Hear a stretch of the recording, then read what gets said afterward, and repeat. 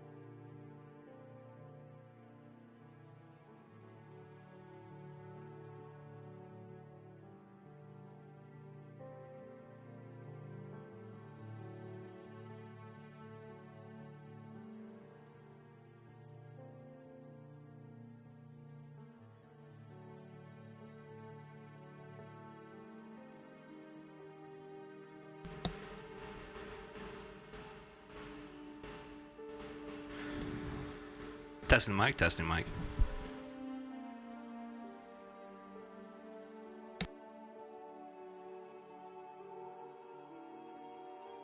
Alright, we're starting soon, guys. Appreciate it. Sorry if you heard me whispering sweet nothings into your ear. I didn't realize the mic was on. So I was kind of just talking to myself.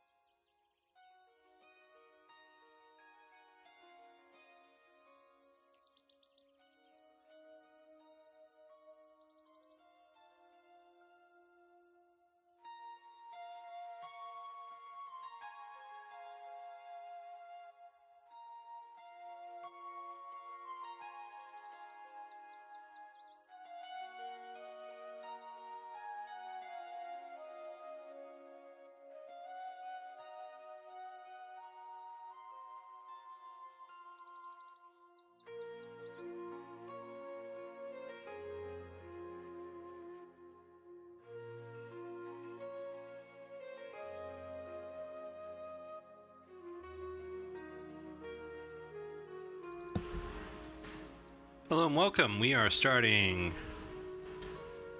44 minutes past the hour.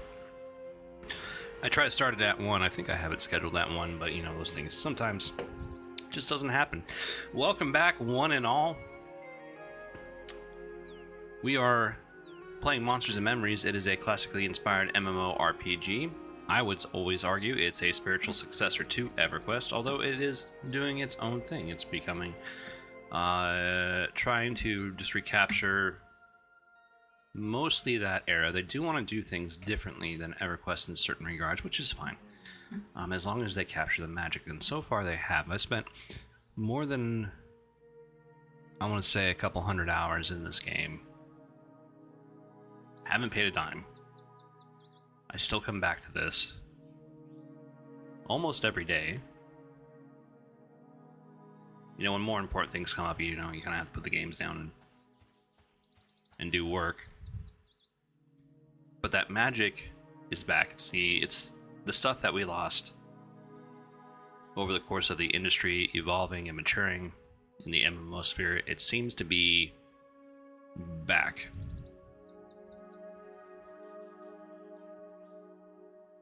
So, I'm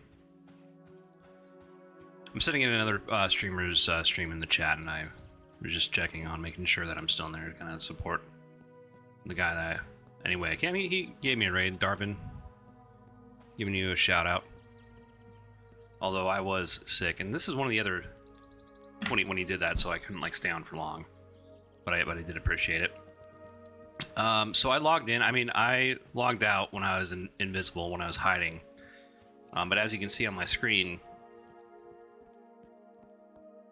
I'm invisible. I'm walking around.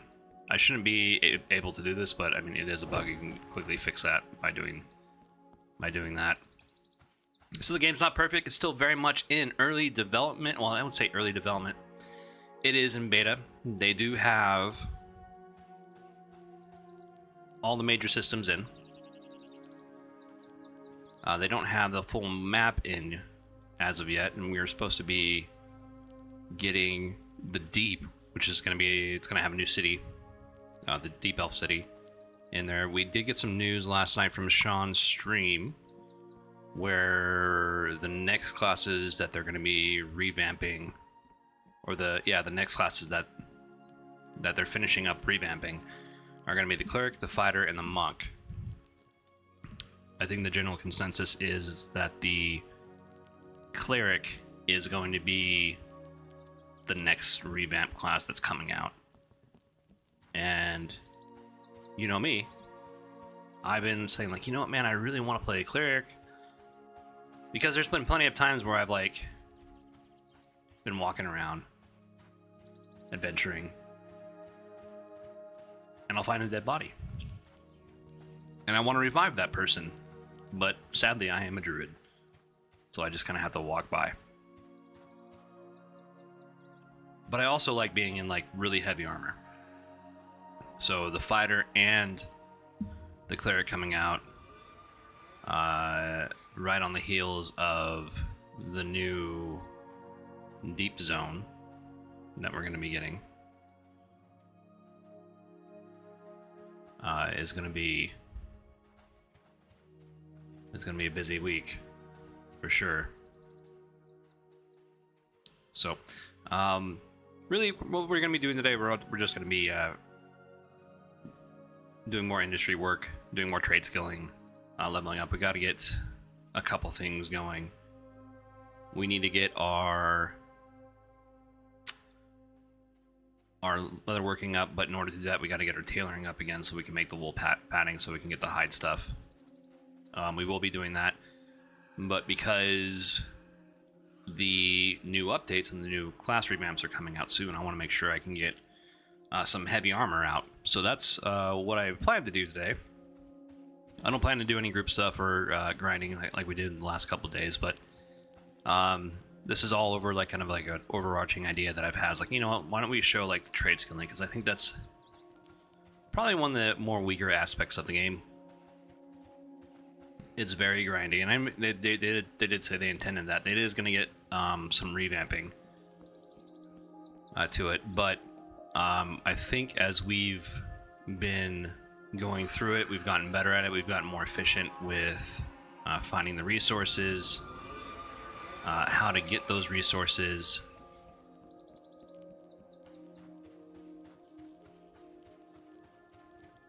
So right now, for blacksmithing.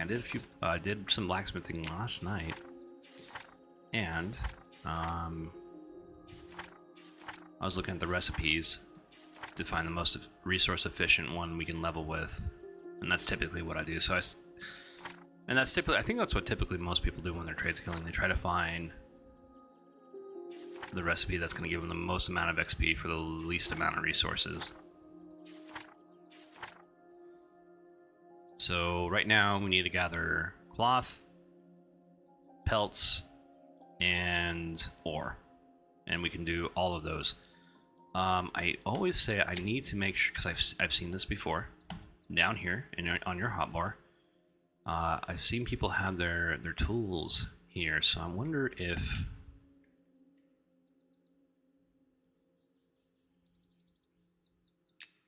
there are notes. All right, hello world. Sorry, I'm a computer nerd still. All right, okay, yeah. Notes work.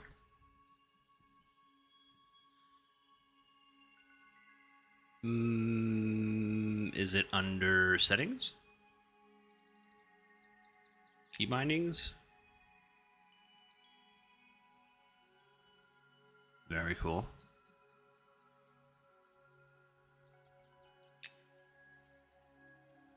Oh, macros, right?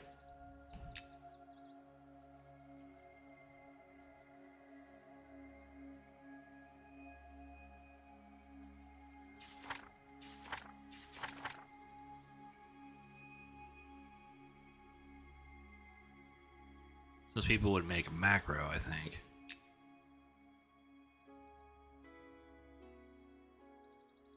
Yeah, so they would use one of these icons. Where's the pickaxe?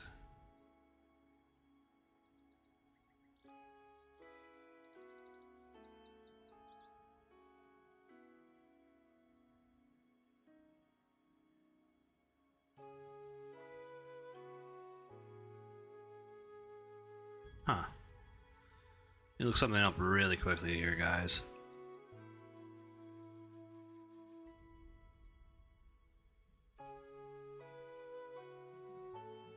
Let's see,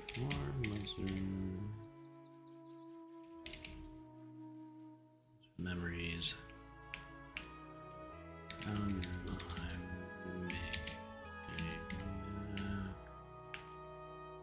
Room to equip my tools.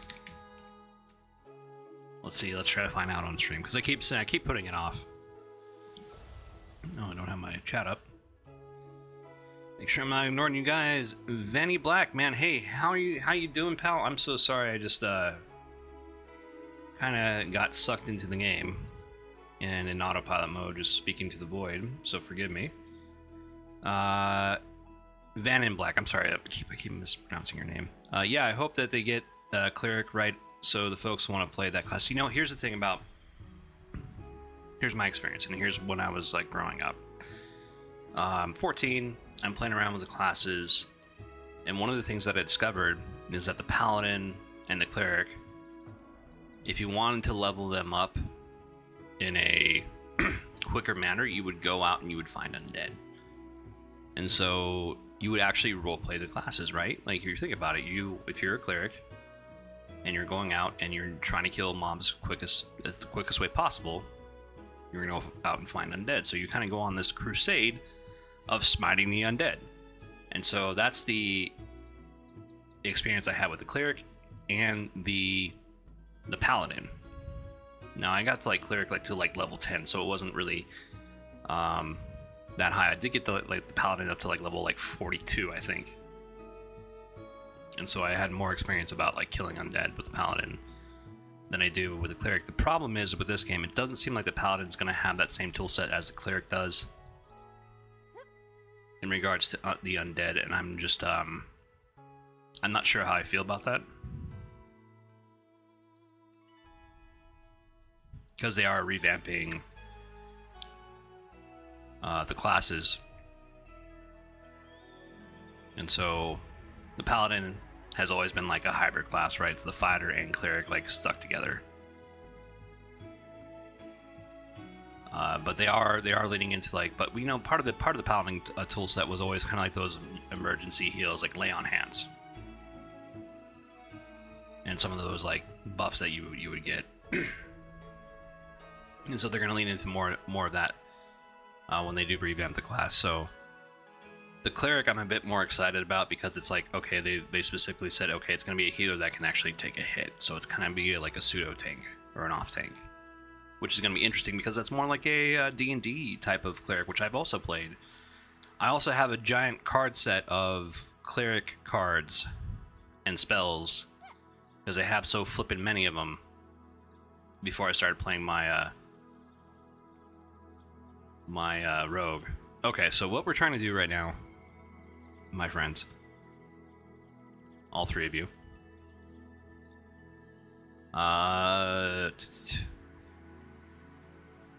we are trying, or at least I'm trying, and you can't see this on your screen, but I'm looking up the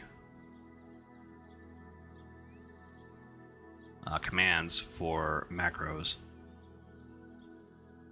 so we can figure out how to make this a little bit more quality of life for us. Because as you know, and if you've been watching this game for a while, you've seen me kind of switch from my tools to that. Now, what they're saying is that kind of cuts down on botting. You can find a way out of that if you're clever enough with your coding. But it's a preventative measure, and it's kind of like locking your doors and your windows, right? Most thievery happens when there's an opportunity to take. And I'll give you a quick army story. PG one, not a heavy dark one that I have a bunch of. But I was in Fort Carson, Colorado, and I was helping this FNG get his T50, which I think is just T50 gear, is like a bunch of the gear you get issued into his barracks room. And it's cold, but you know, it's kind of like a bright sunny day, and so I'm helping him get everything moved into like the into the area in the dead of winter. And so we have like, we're like halfway through. I noticed his like sleeping bag, which is like super expensive, by the way. The like all-terrain sleeping bag that the army gets. And I look at it, my hands are already full, his hands are already full, so we go back, we offload anything, and we're coming right back. And by the time we get back, that sleeping bag is gone. And that's how quick it can happen. I mean, that's how. And the NCOs got pissed off at me because I should have been watching the T50 gear and not like. And so, like, you know, just when you're young, you don't really realize how crappy people can be. But like, there's a saying in the army, and I should have picked up on this earlier, and I should have just taken it to heart. There was only ever one thief in the army, and everybody else is trying to get their shit back.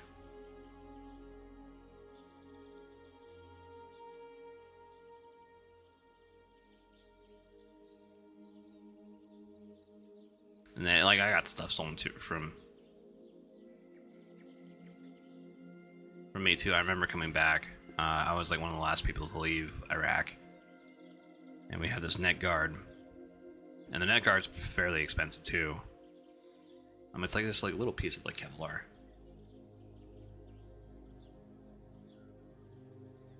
And someone just, in my unit, someone just took it off my IBAS and never said anything about it.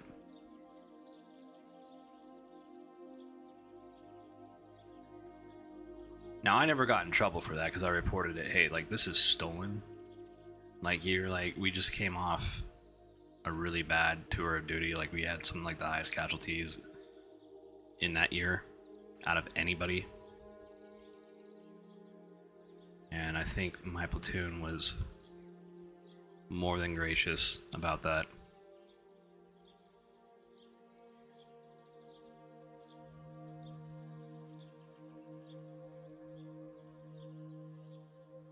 So anyways, what we're going to be doing is I'm just kind of looking for... Part of the other issue is that when I'm looking at these macros, I'm trying to find like the pickaxe, right? I'm trying to find that, and I'm trying to have an icon that resembles something I want to select or something I want to equip.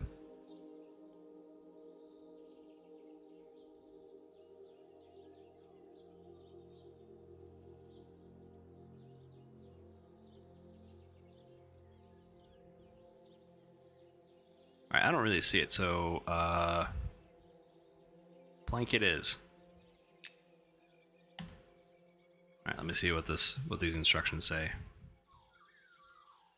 about this.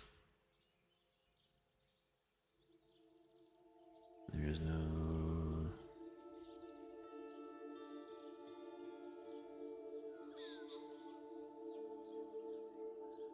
Oh, maybe...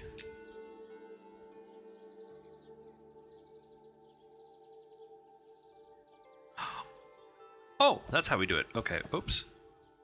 Alright, so now... Okay, sorry, I don't mean to blow your ears out, guys, because I'm usually like really quiet. But when I kind of like figure something out... Shift 6. Alright, it does nothing. Okay, well, guys... So I don't think there's an equip command.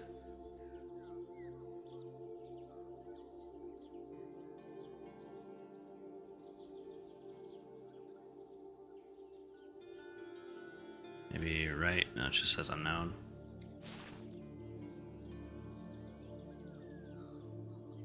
Did we lose our pickaxe in the process of doing that? No, we didn't. Oh, what about if we... What about shift 6? Okay. What if we right click? Nope. Oh. Huh. Is there an equip button?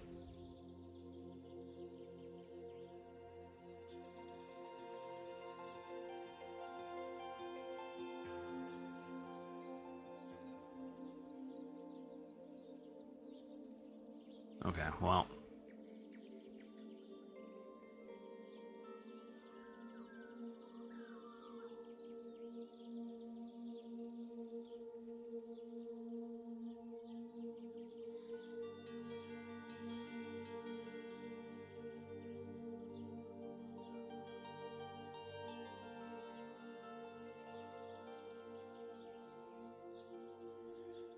That would be cool if they... Come to think about it, so I never saw them actually change their weapon, so I mean, maybe they just had it like on there. And I was like, oh, maybe we can do that. Okay. Well, we'll move on. Do bigger and better things. Alright, guys, can I make it? Can I make it? I made it.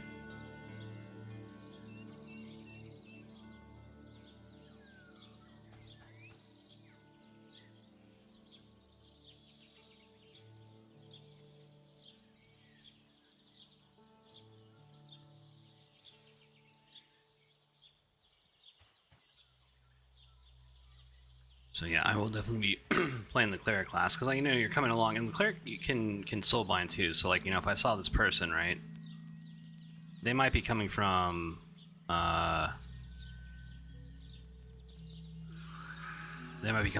I keep saying, wanting to say Freeport, Night Harbor. Right, you can give them a res. I mean, let's see, you can see their name, so you can probably send them a tell. Let's see, can we send them a tell from here? No, we can't. Alright, well.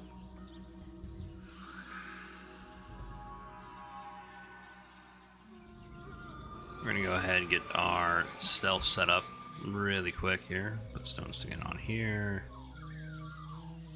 Remove that. Remove that. We'll do Mantle of Healing. Do we want Mantle of Healing or do we want Mantle Winter? I think we want Mantle Winter since the mobs we're going to be dealing with aren't going to be that difficult. So I'm so glad, like, again, like, you know, not a healer main. Typically, I will do healing if the group needs it, and it looks like my permanent group will need it. Coming up in early access. Hopefully I have the same time. I know I'm like on the West Coast, I think they're all on the East Coast.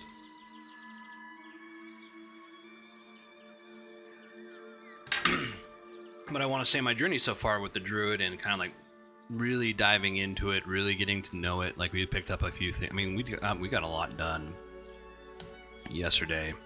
We made 2 magic items, which is very daunting due to trying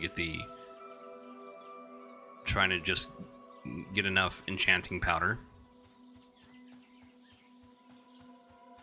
But we did it, and that's been an equipment upgrade that we sorely needed for a very long time. The other thing that we did, we made our first gold. So that was exciting.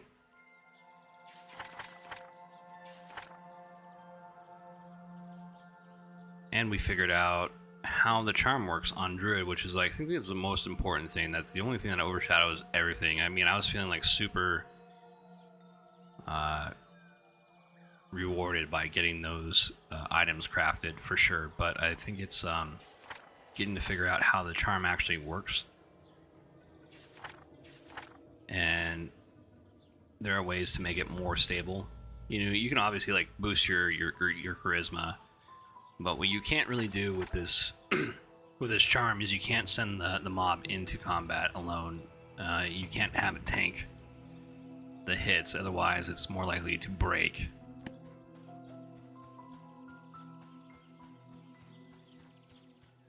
So we don't want to do that. So really it's kind of like, okay, well, it's kind of like a risk versus reward type of thing for the Druid, right? Because this is like a weapon system that can blow up back in your face. That's why you don't want to have like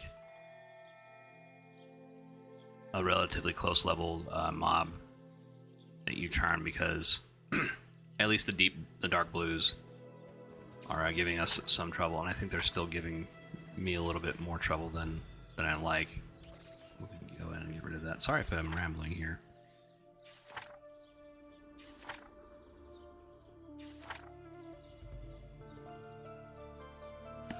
I don't even really need that, but I will take it since it's already there. We will need Cure Disease, Lightning Strikes, Stone Skin.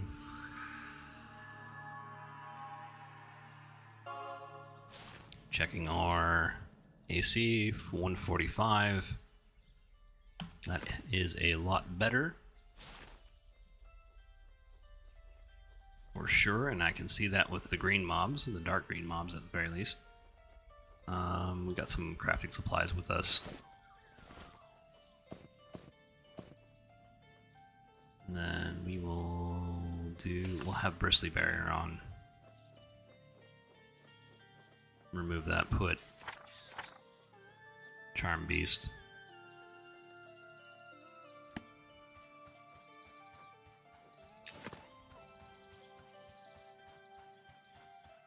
Anyways, I hope you guys are doing well. Oh, I always forget to do my shoutouts. Hey, to my subscribers, Dragon USMC, thank you for the gifted subs. That Ginger, thank you so much for the sub. Checkmate, thank you so much for the sub. Haven't seen you two in a while, of course, my lovely wife. And one of my good friends in real life, Zess, for the sub. And if you're new to the channel, again, I'm Salty. I'm a longtime MMO player and retired combat vet. And if you're a lurker in channel, that's fine, but I like to welcome you regardless.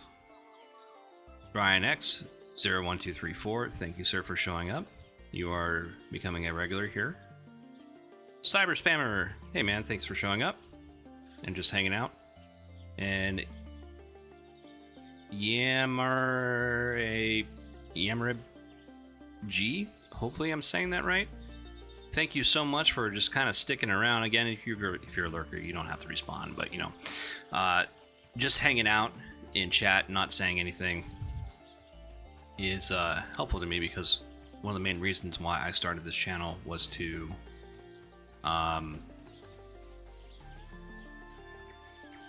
work on my public speaking.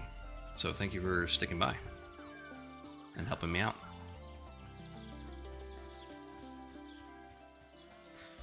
Although I was told recently not to do that because I guess it scares people. But I kind of feel like I want to run the channel the way I want to run the channel, right? There's no disrespect in saying that, I think. And just kind of being welcoming to everybody who I can see.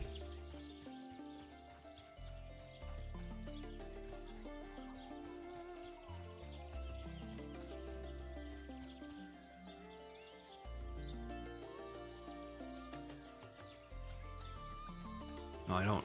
Okay, well.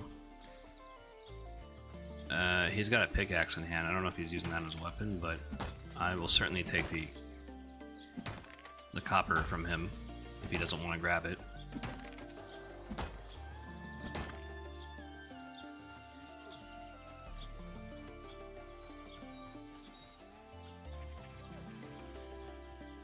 And for some reason I'm able to sense magic even though I don't have sense magic on here. So again, like, you know, like, this game isn't perfect. I will give him a bristly barrier and lesser regeneration.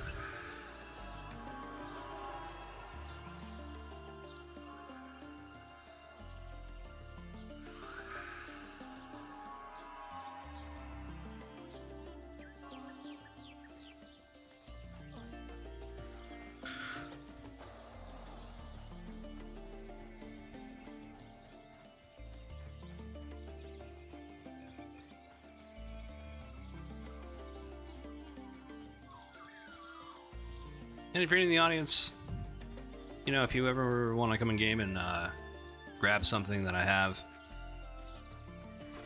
I mean, that I can make you, that isn't within my power to make, I will make it for you, like rawhide backpacks.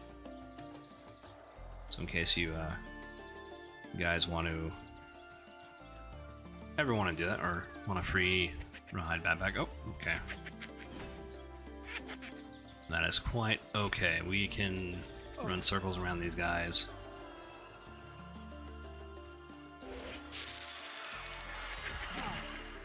Oh.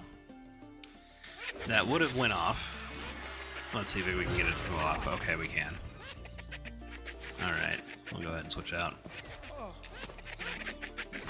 Cowabunga it is.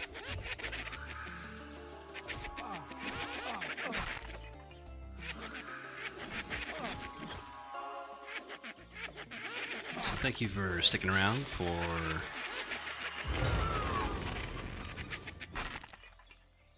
our crafting journey. I know that this isn't the most exciting gameplay in the world, but we need to test it, right?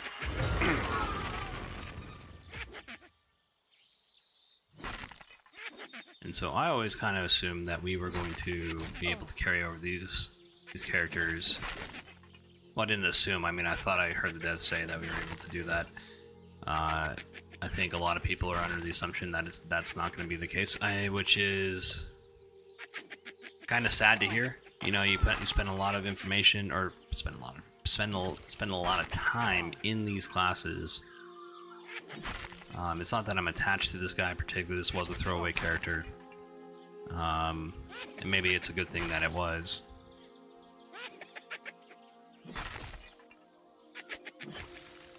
Put frostbite on this guy.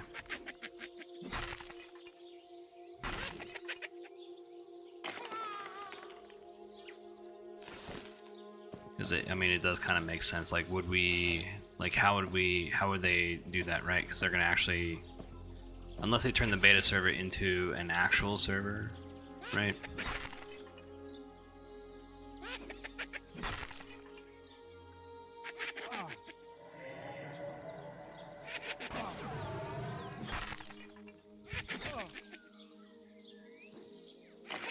We're gonna clean up these skeletons and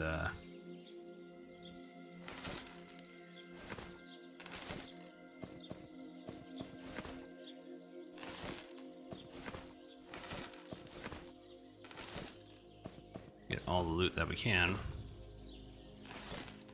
excluding the rune-etched bones and the weapons. We can leave those for the noobs. We are in winter. We got to get out of that at some point. This is really not conducive for our mana regen, which we kind of need.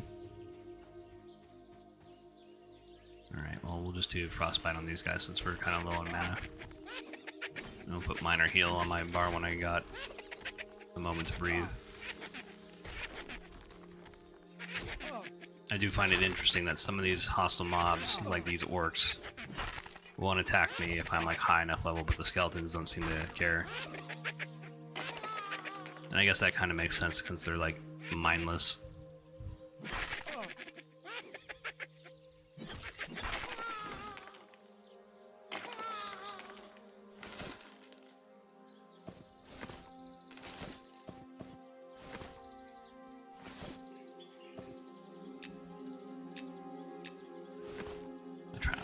Destroy that.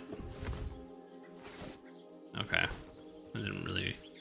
I try not to destroy the things that can be left for people who are doing like their class quests. I know the archer needs those bones.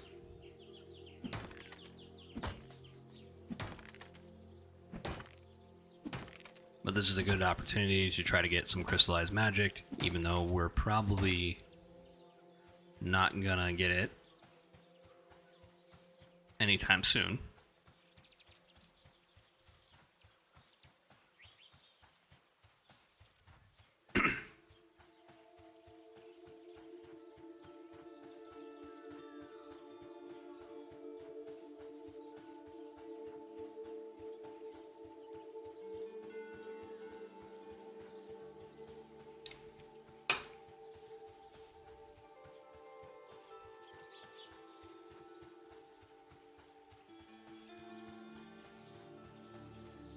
As a way to keeper's bite.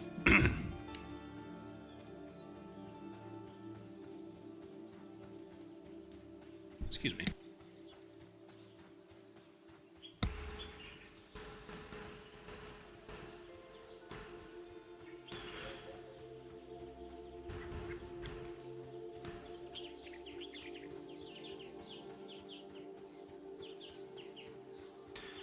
We don't really need enchanted powder as of right now.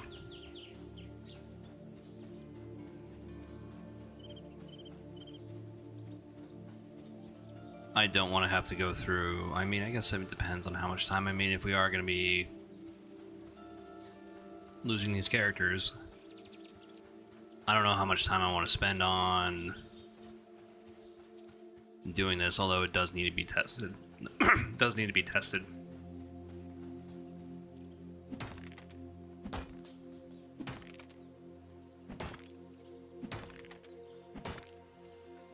But I personally, man, I can't wait for the cleric class to come out. That's gonna be... I'm actually kind of excited. I mean, of course, the fighter too, right? Fighter's one of my more favorite ones. I mean, the way it is now is fine. It's just suffering from what the archer was suffering from, which is just being very bland and very boring, and you only get up to like 15 abilities, and then you don't have anything really else to work forward to until like level 55, which is like triple attack or something like that. So they like you know, there's always something to look forward to with like the revamped classes, right? You know, if we every 4 levels casters get like a grip of spells, right? Not a big fan of that setup, but at least it's like something to look forward to from the ones that haven't been revamped, where you just get like 12 of them and that's it. But the 12 that you do scale as of right now.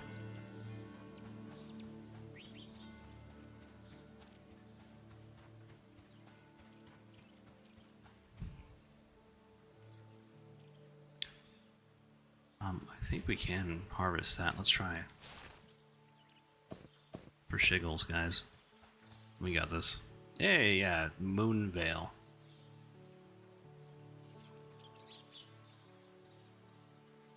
That's cool.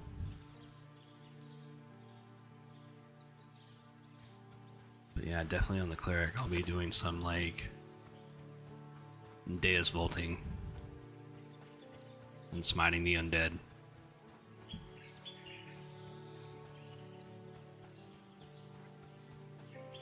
A bunch of Crusader memes.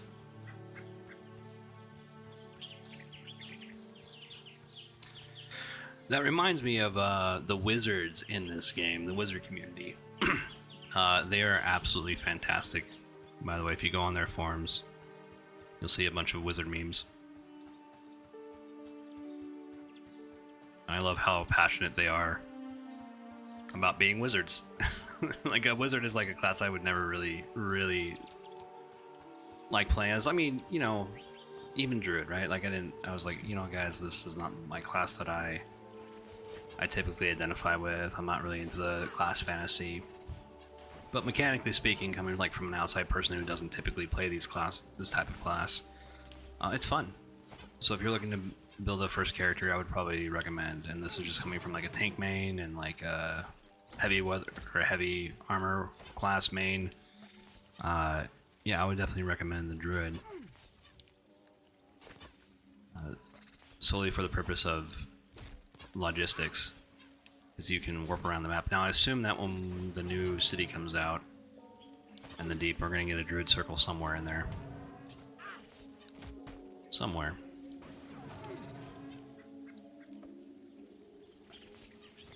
You know what, maybe I can be less of an a-hole and like try to heal this guy.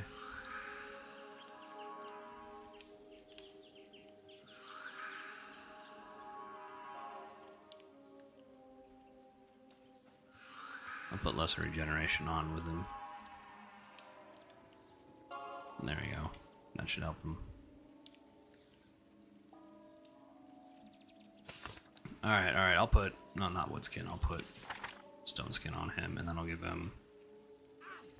We'll put speed of the wild, since we're running into a lot of noobs.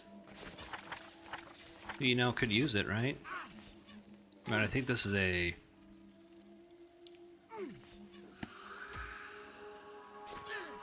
Yeah, this is a rogue. Rogues do a lot of damage. The speed of the wild for him.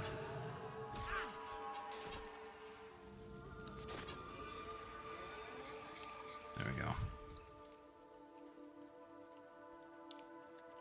Now we need, let's see, do we need to re-up on our own end? We kind of do.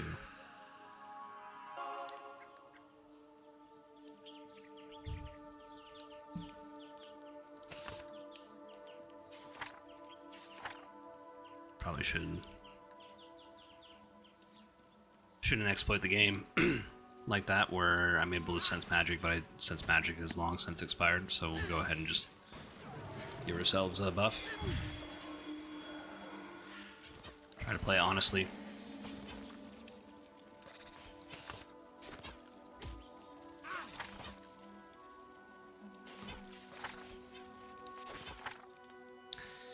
I know some people got banned from not being honest with the game. So when they were first doing these revamps, they would give you the spell back along with a coin. But the problem is they forgot to change the prices with the spells when you got the scrolls back, and so people would buy them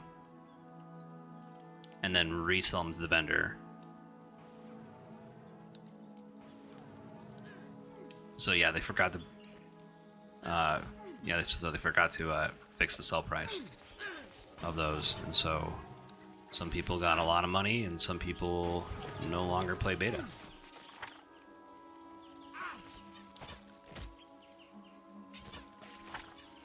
And that's really unfortunate. Also, people have been buying items online with this game already.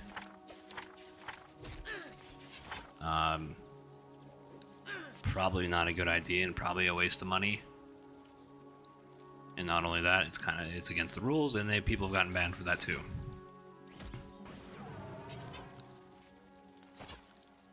So if you're in the beta, you know, behave, right? Like, it's a privilege to be here.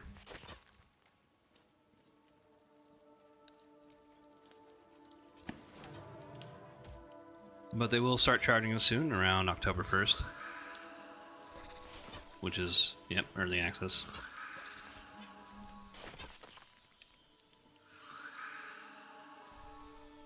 But I just want everybody to know and have the expectation, especially if you're watching the VOD, is that, you know, it's very much a game still still in development. It is gonna be a real early access.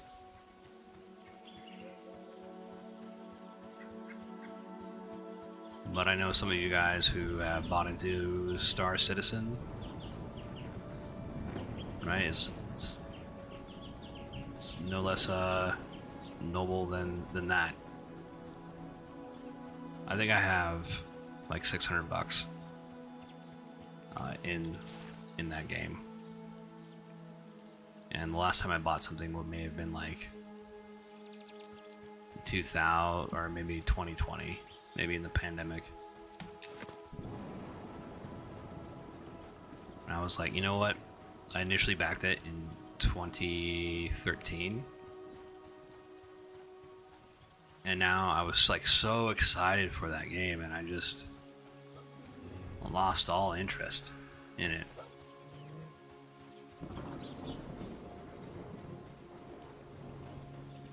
I mean, it's incredibly slow as far as development goes, man.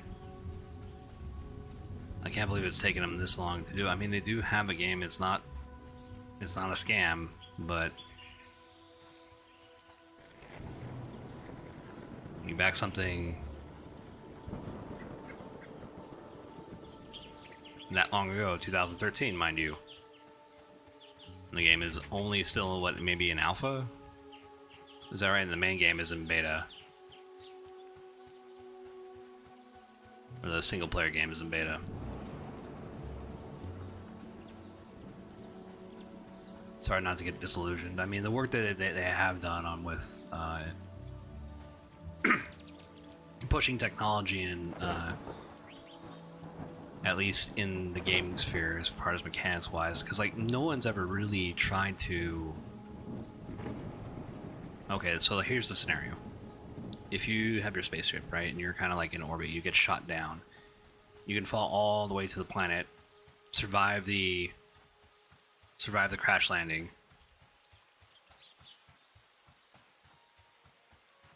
But that can happen on any planet that's you know, breathable and walkable in that universe. No other company has tried that, and I know Chris. What's his last name? It's Chris. Chris something. Chris. No, it's not Nolan.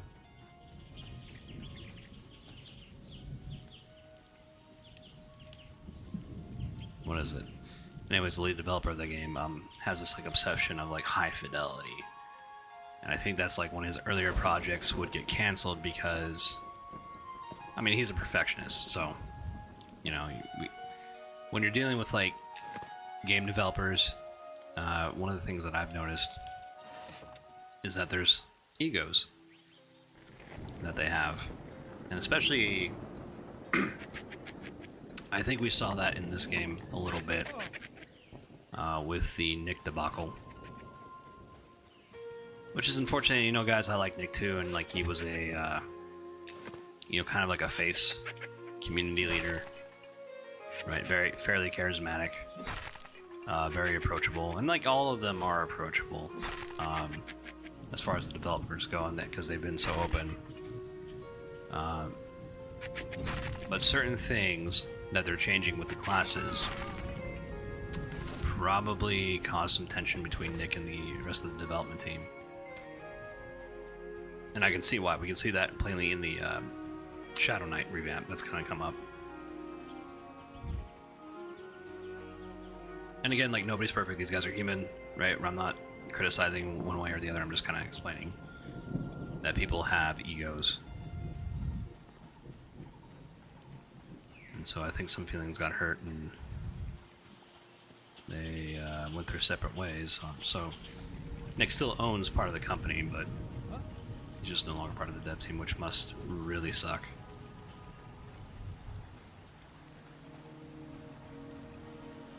I don't think anybody else is happy about that either.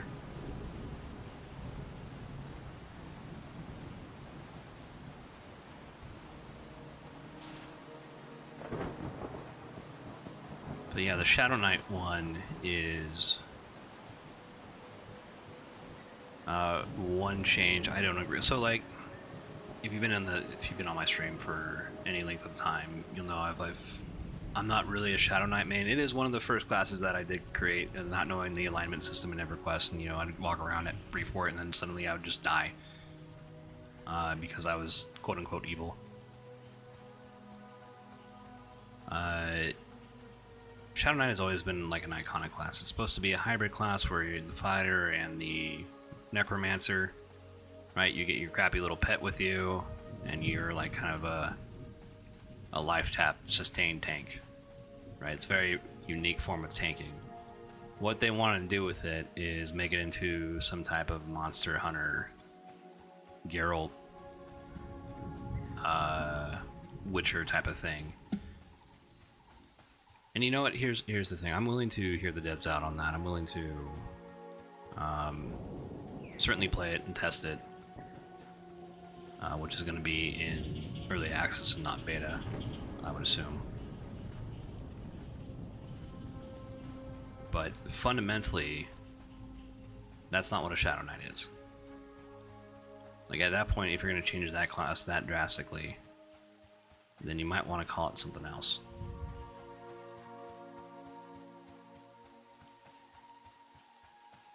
It's fine if they do. I mean, I'm just saying, man, like you have to be able to retain some like legacy content. It's fine. It's okay to have some what they're doing with the revamp. The problem is that they want to dehybridize all their hybrid classes, right? Some hybrid classes look good on paper, like fighter and druid, right? You get the ranger, right? But typically, it never really kind of works out. It's kind of like a weak version of both. And so that one deserves its own revamp. I think rightfully so. What else is there? Oh yeah, and then Paladin, they're doing their own thing.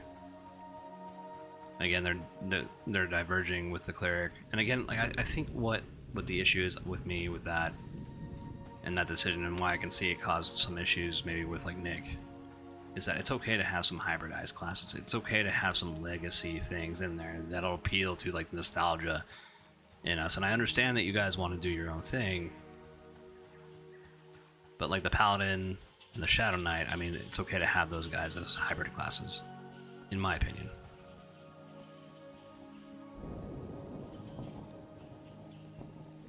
If you're just joining us, welcome. Coming back in, welcome back. Appreciate you guys being here, even if you're just lurking and helping me with my public speaking.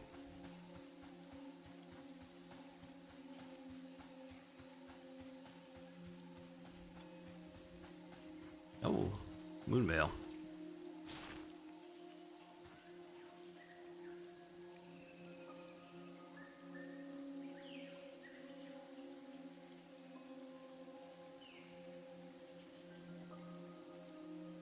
When I go off on a tangent like that, I kind of like forget what I'm doing. And what we're doing is we're gathering resources so we can make stuff for our alts, make stuff for our cleric that we're going to be making. I don't know if we're going to have... Well, yeah, I think we're going to have the Deep Elf before the cleric revamp comes in. So I might have to make a Deep Elf cleric and check out that Dark Vision.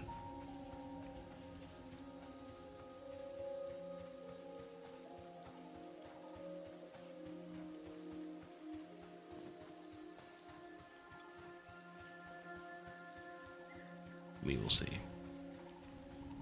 I wonder how dark the deep is going to get.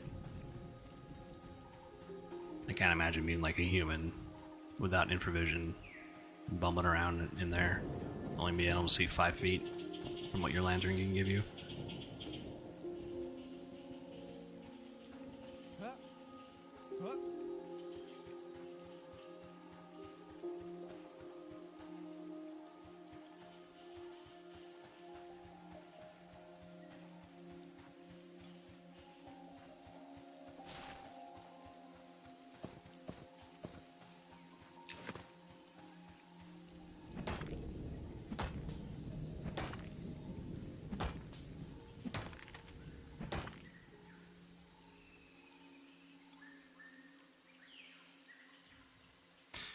One of the more interesting things I'm seeing, and I guess this is just me being like an IT guy, is looking at the viewers and then looking at people in chat, and I'm wondering why. You know, it might say there's like one guy watching the stream, but then there's like 5 of you in the chat.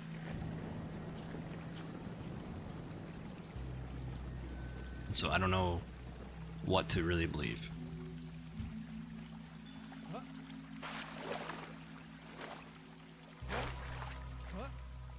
Double checking my YouTube chatters. They do exist.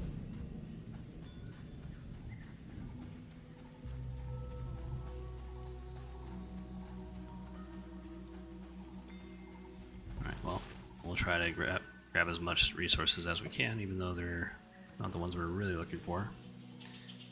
Was this lion leaf? Yeah, lion leaf can be used for charisma serums, which we'll need to get a better handle on charming beasts, so that is still useful for us. Oh, I see a copper node.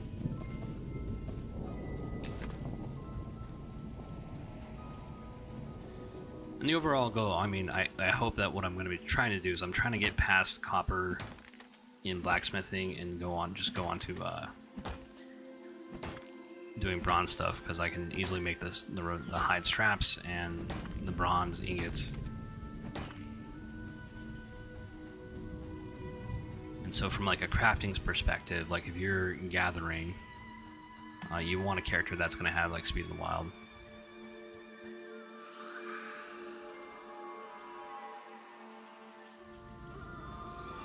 Or some type of speed bonus that's comparable to that. And you can also set up another character to be very specialized in like blacksmithing, right? Yeah, I think you start off at like 25 blacksmithing, which is huge, right? It's a lot of resources to get to that point in the first place.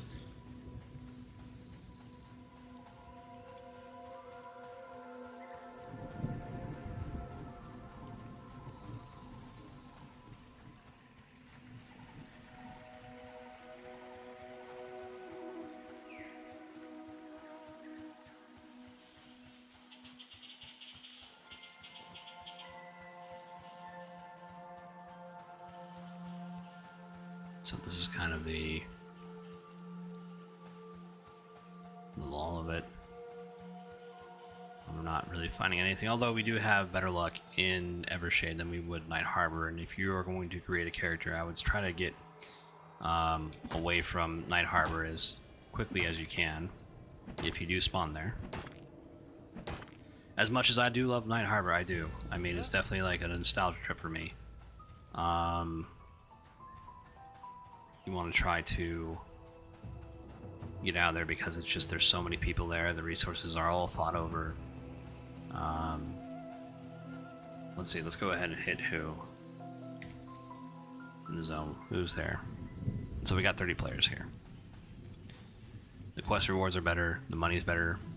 There's more humanoid mobs to make money off of in here.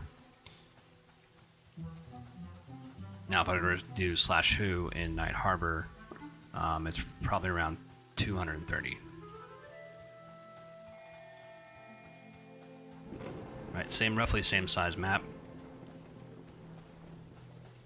Same resource distribution, but I mean, there's just a lot of people in there. Now, they're probably all throughout the city doing different stuff. But, still, that creates a lot of competition.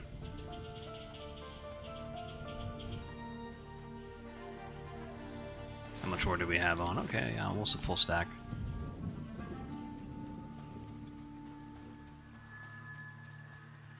We need to go hunt some wolves. We'll go ahead and do that. What am I doing? We already got frostbite on there. What about Blast of Hail? Sounds like a good one.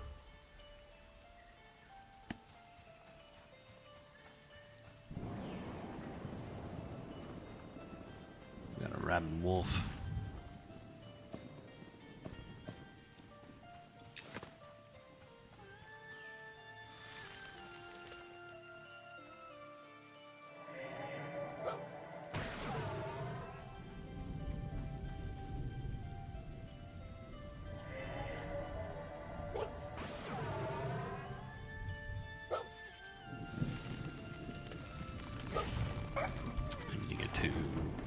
to spring. We need to put Prisley Berry here as well, back on our bar. 25 minutes, 27 minutes. Our timer. Take a look at our time.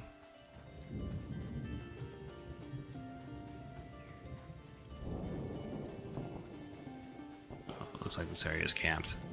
Sort of. I don't know. It's just one person.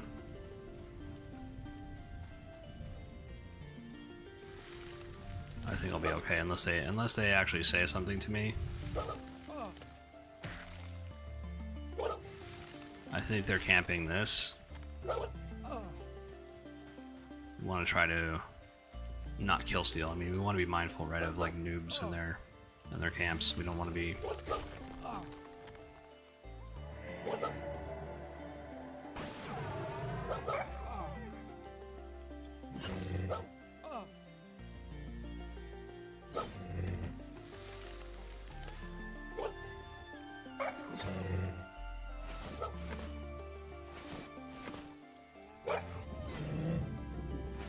Hey, there we go. Okay, we already got one. We'll get a few more. We also need cloth. That is the other one. That we will need. We do need copper fasteners though, which is unfortunate because we do need copper for our stuff as well, so we might just be making the bags alongside the copper items that we're going to be making. Oh, very cool. Clouded crystallized magic. Very nice. Very nice find. We certainly don't need that, but we might in the future.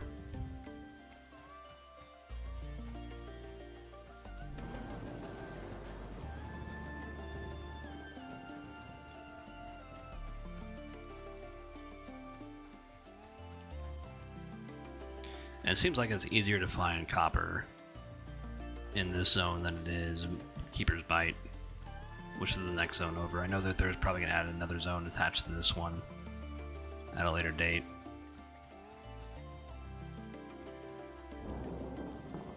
These guys typically don't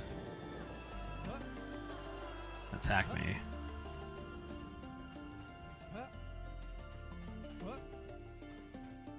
That guy is... Let's see what he has. Speed of Wild Shaded. We'll go ahead and give him Bristly Barrier.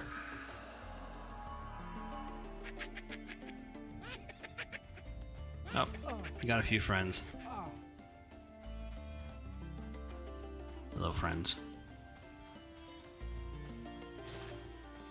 Alright.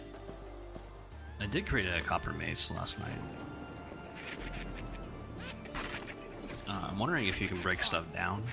I think you can with blacksmithing, but you need like a chisel.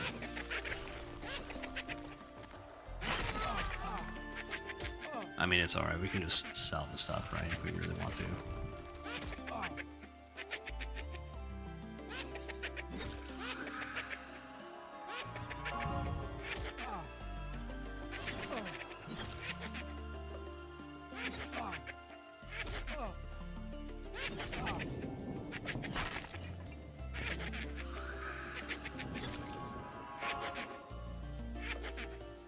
I mean, there's been plenty of times where I've been in a situation like this with a tank, and I've come out barely on top, where I refuse to, like, retreat, and I hold my ground,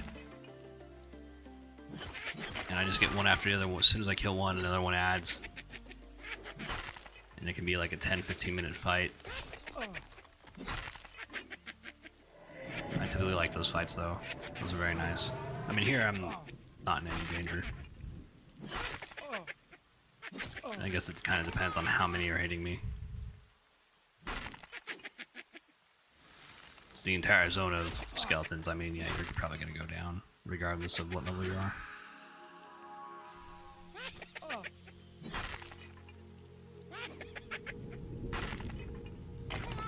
Maybe not 60, but...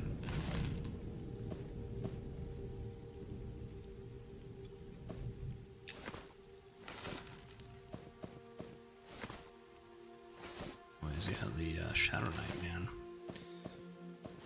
Now, again, just touching back on the Shadow Knight, Sean did say that revamp page is poorly worded, so they might be doing something a little bit differently,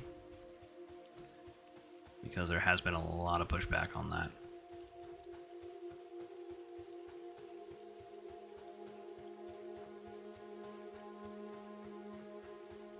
And I think if you're gonna, I mean, yeah, Shadow Knight is just kind of like an iconic class, right? And that's, you can have something else if you want to retire the Shadow Knight class and then start something fresh. I mean, that's cool too, but like, I think the change to the Shadow Knight is going to be too drastic.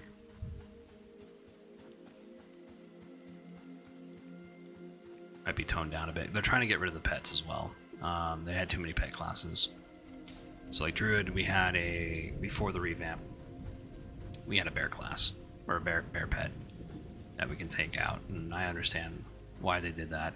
Shadow Knight, I had a group in Fallen Pass, and I don't really care much about group compositions, because I know like the Shadow Knight can also DPS, right? So I had 2 Shadow Knights in here, but we're also fighting like undead, so I had to like figure out if I was wanting to cast my dots. I had to kind of figure out which was the hostile undead. And if we had multiple, we had 2 or more undead and plus their pets, right? It just became cluttered and it was hard to see what mobs were hostile. So I get why they're saying that. And this wasn't like in a closed dungeon or anything, this was like out in the open.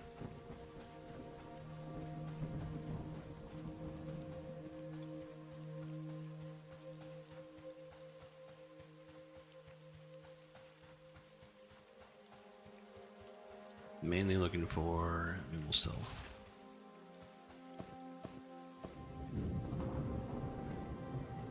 still grab some herbalism.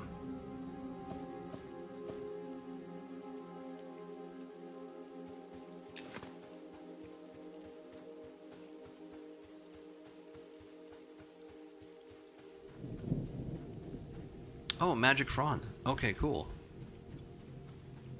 So not only do we crystallize magic, we got a magic frond. Very cool. Doesn't it seem to be like when you're not looking for stuff, they tend to pop in your inventory? I know for like a few days, like I was going through a dry spell where I was not getting any sort of crystallized magic or magic fronds. Now that I don't need them, they're just there.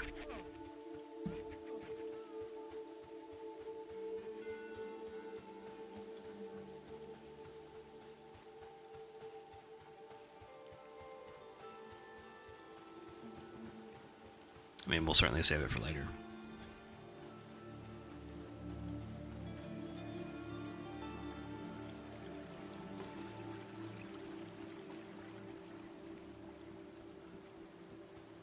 Ooh.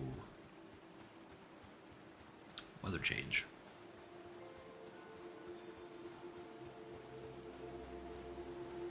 So I'm not sure what you guys can see on your screen. I mean, I did choose, mainly why I chose like the Wood Elf, because usually I'm a human player, but mainly why I chose the Wood Elf was for like infravision. Because usually when you're playing a human on a stream, like it is incredibly dark for the audience to try to like see what's going on the screen. Even if you have your gamma pumped all the way to 100%, which I do too. So not only do I have my gamma up to 100%, I also have the infravision, and on my screen I can see very well. Even though it's at 100% right now, I mean, it doesn't look bad at all. There is like a red tinge to everything. When I stream it from my Steam profile, though, like I don't see that red tinge for whatever reason. So.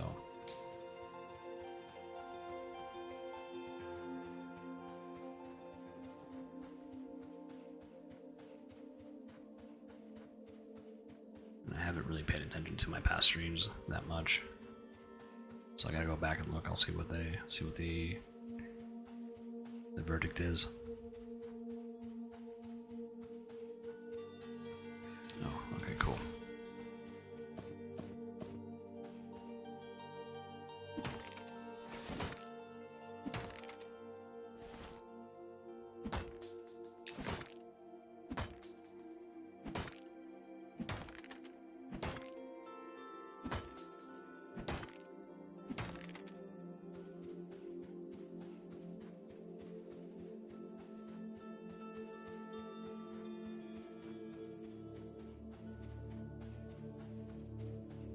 Definitely trade skilling is a commitment and its own special gameplay.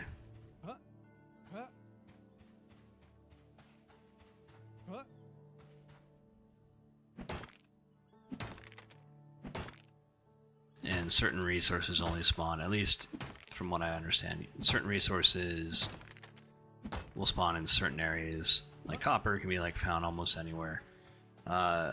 But like tin's like by like a body of water, in my experience, and limestone is only in not only shaded dunes but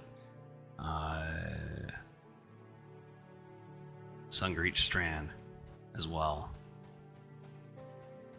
and like on the cliffside at a certain elevation.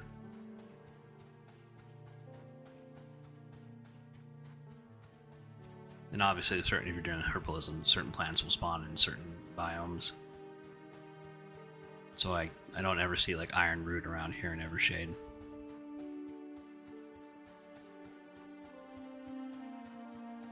That's why it's so important to have a class that is like highly mobile. And like I think the best crafting class right now is, again, gonna be Druid, just purely for like logistical support.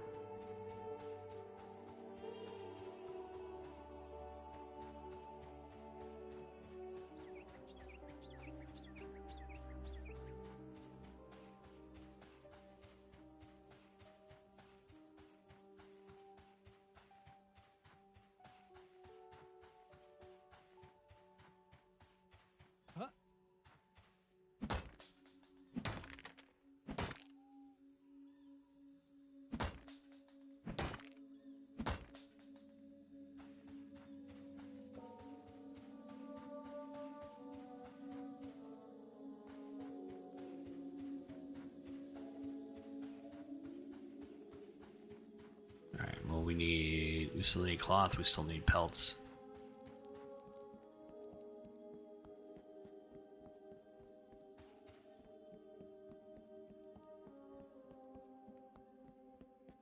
I think we're good on ore for right now. We can wrap that up, but we do need to make more bolts.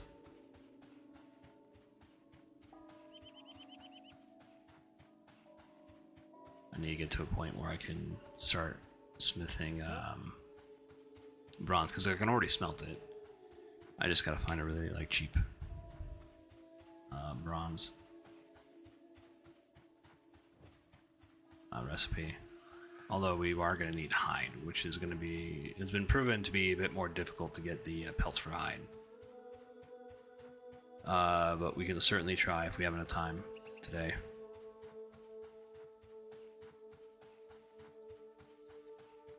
So, I mean, yeah, the goal is to get like a full bronze set for at least one of my alts before the new update or revamp comes out.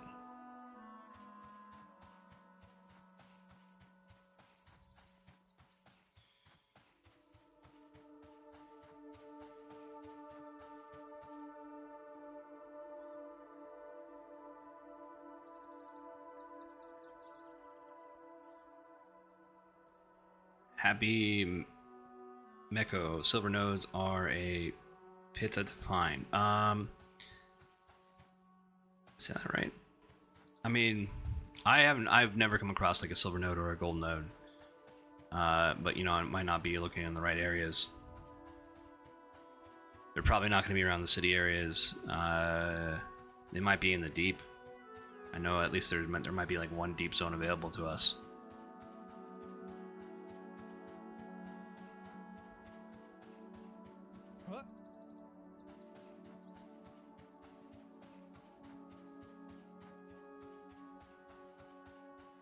But hey man, welcome. Glad to have you here.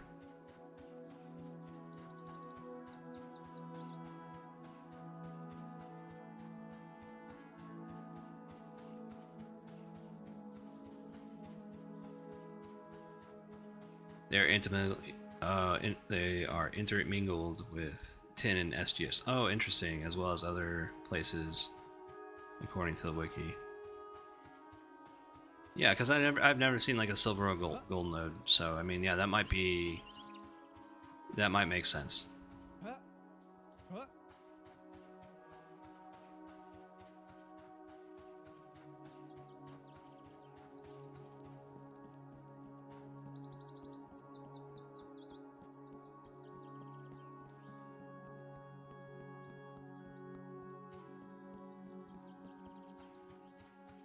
Yeah, I mean, like, because it should be bronze and then iron, but it looks like it's going to be silver, gold, then iron. So you're going to have to do some type of silversmithing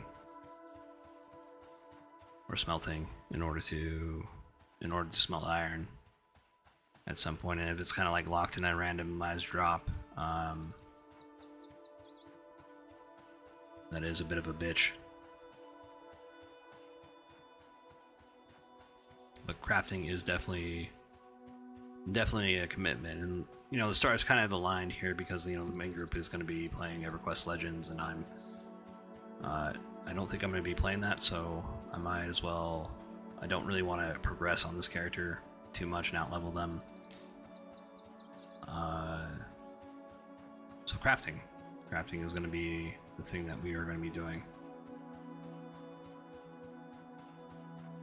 And plus I get to outfit my alts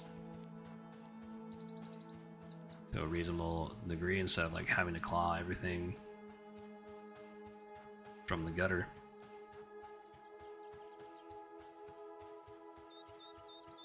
I mean, that is fun, but like, you know, hey, you can this is also very rewarding. And it's kind of nice not to have to worry about crafting on other characters. You're kind of doing it on just one. Although what you could do, again, is you can set up your druid just for gathering, and then you can feed the resources to somebody else that's like a smith.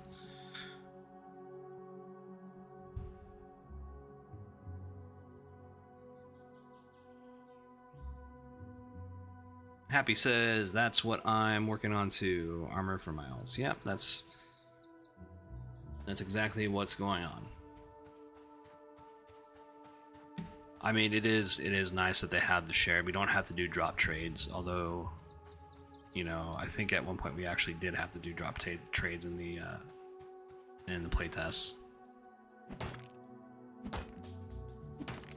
Bronze plate and train. I'm working my way up to bronze. I haven't. I just like last stream I created 2 enchanted. I got the rawhide tunic created, and then like the enchanted rawhide leggings, which was a combination of weeks of gathering, crafting, failing at crafting, not being efficient, finding the most efficient way. I mean, it's been a combination of weeks worth trying to like get that those magic items created.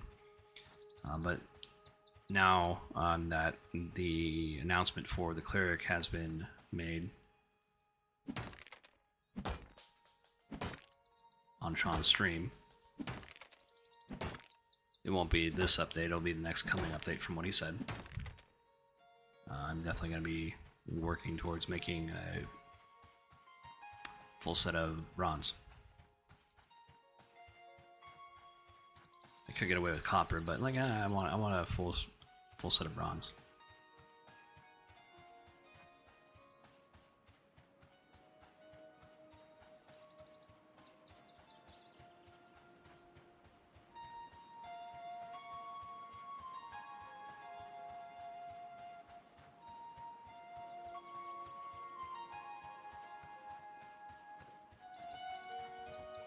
You know, Robert Instrand, man, you just keep doing what you're doing, Val. The music is very on point. Oh yeah, we need pelts. There we go. We'll take the wolf blood. Yeah, so this is definitely going to be another area, but I mean, if you're just like wondering about the game and you're not sure like how unfinished it is, I mean, you know, obviously this should lead out to somewhere else, and you would think that, but as you can see, it is an invisible wall. And there's some places where I think it's a zone right by Keeper's Bite. If you keep going long enough, the zone itself isn't finished, and you'll see like a wall here and then just the void, and you can see under the map.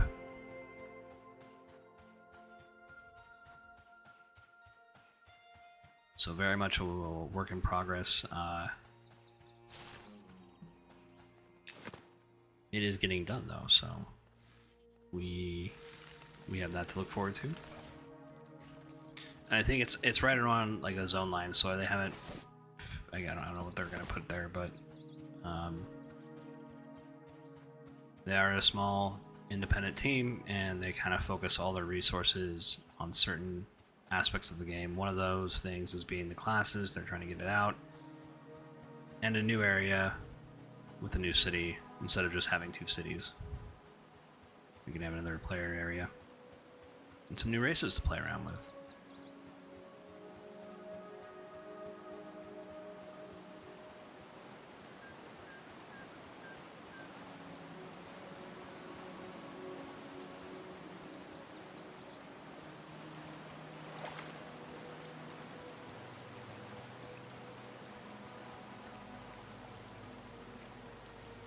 Alright, well, it's daytime, so we can go into the Mushroom People area and do some exploring there. Try to find some more nodes. Just a little bit more. Since we're already here,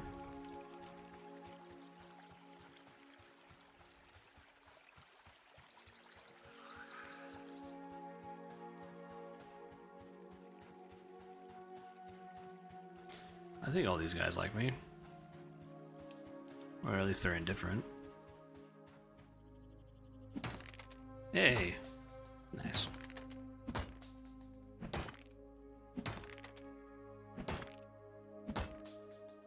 So yeah, getting those 2 magic items yesterday created was just like a... I don't know if you ever played like Dark Souls, where you like defeat this boss that's been kicking your ass for a while, and you finally beat it. And that's kind of what that felt like. It was finally getting that crafted.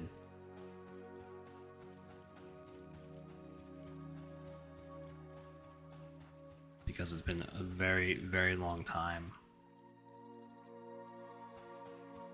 getting any sort of new gear. And that's not like for lack of trying. You know, I've been in groups where I've just gotten really shitty rolls on gear that I could really use.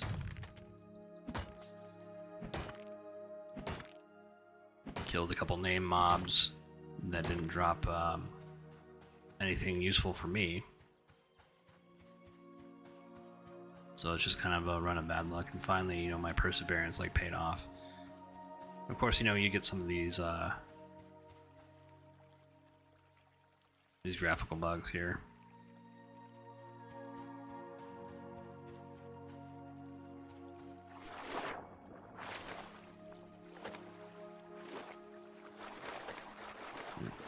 And as you can see, this is the geometry bug, where you start to wig out.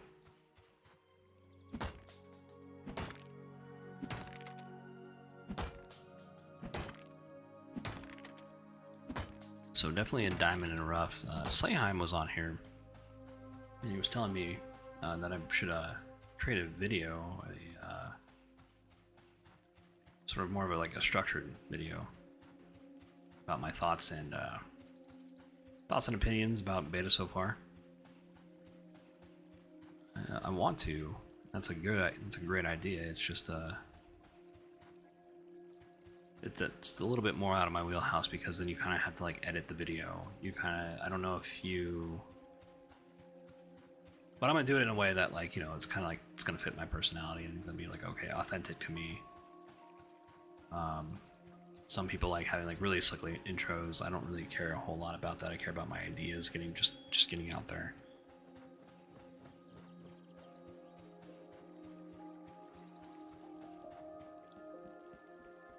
But I know at least some YouTubers that I watch, like Classic EverQuest, his intro is like very slick. Of course, he's been in like broadcasting for like, I don't know, years now.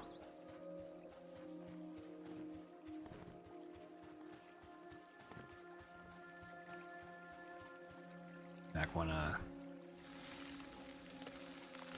Started before there was live streaming. Or live streaming was a thing.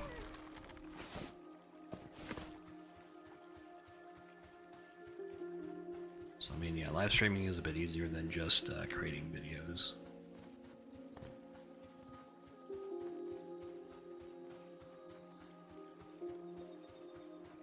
It's got its own drawbacks, though.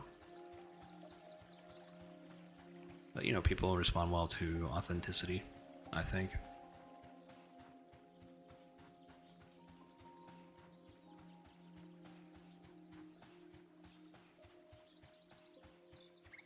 As long as, I mean, if you're thinking about getting into this, I mean, as long as your reasonings are well,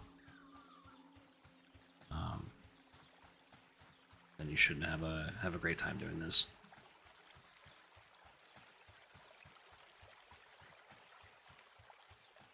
But yeah, I think I've initially gotten over the awkwardness of like having people kind of like stare over your shoulder, so to speak, and watching the game.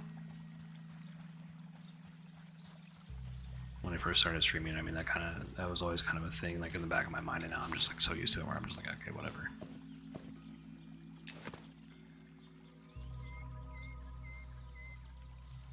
If I'm not playing efficiently enough, like, you know, it's not that I don't care, it's just that I'm having a good time.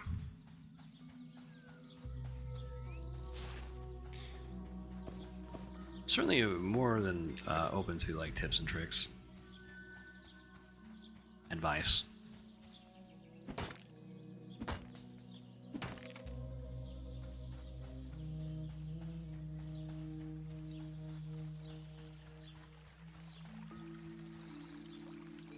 Here's another area.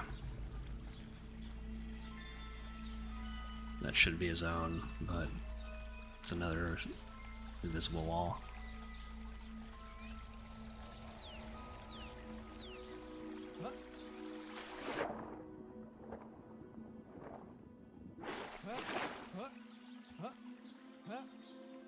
Hey.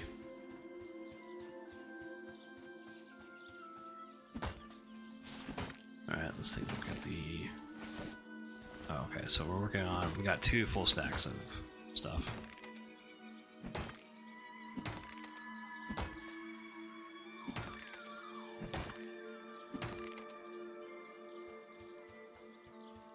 Okay.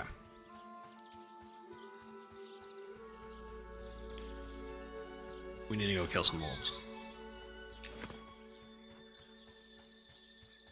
And some skeletons. Well, speaking of which, yes, that's a problem. Okay, yeah, I guess I just, I'm running out of room here. And I don't know if I have enough for inventory management, but we can do. The main thing that we need to do is get some pelts. We already have 1. We can get more. We'll go back and do some smithing.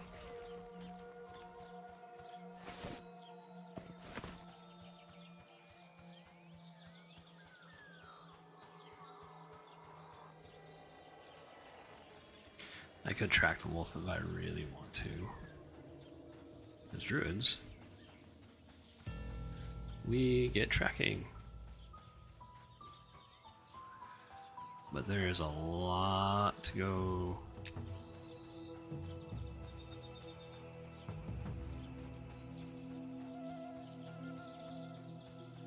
Okay, well, I don't want to go that way.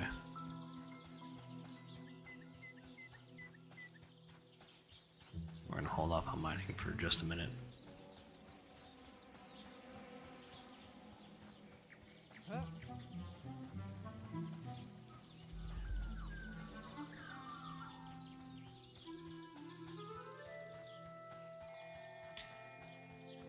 I do have a question. I did on one of my yeah, so it's my rogue that has like tarnished bronze. I wonder if like the regular bronze has a different color scheme than the copper, right? Or is it just like deeper hue of copper?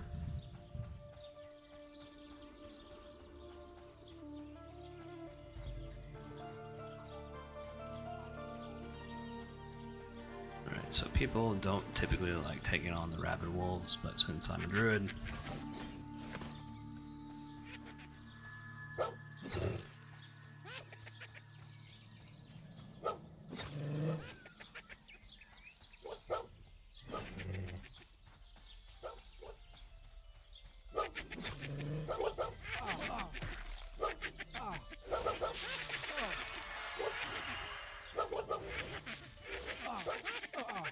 alright, let's try moving a little bit away from them. Hitting 8. Very cool. We'll go ahead and put Priestly Barrier on ourselves again before we...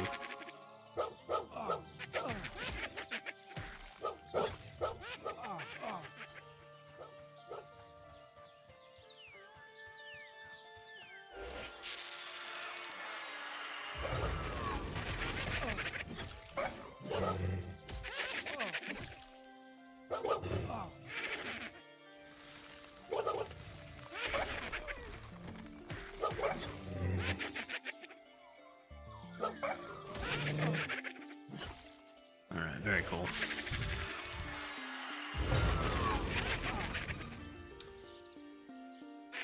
Struck myself with lightning.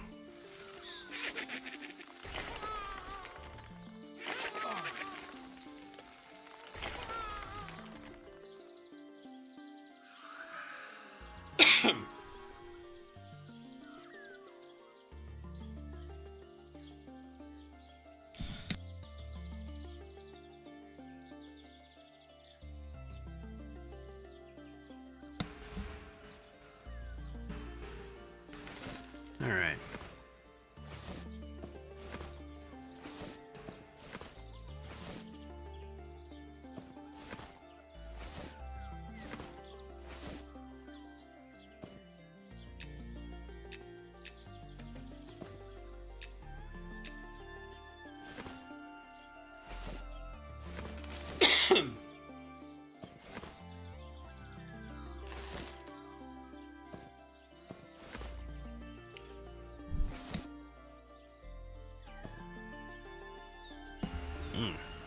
I think I'm having allergies. Alright, so that's our second pelt.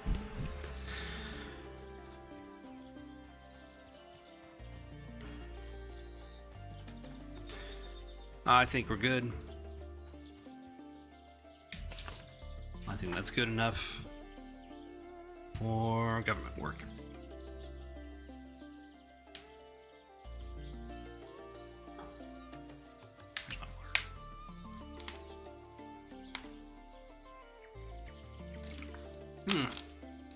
Alright, back to Evershade. Go to the Druid Circle. So I think that's going to be the closest way we can get there anyways. To the Tanner and a blacksmith.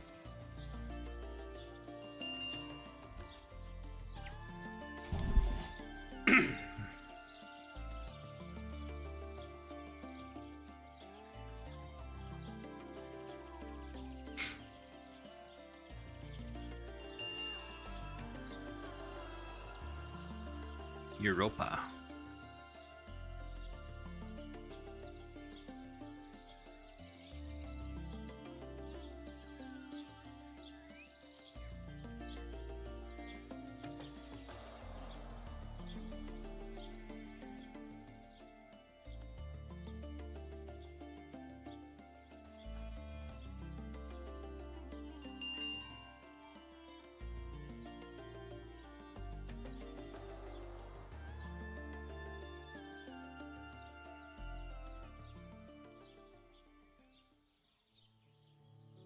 Alright, and here's the key change.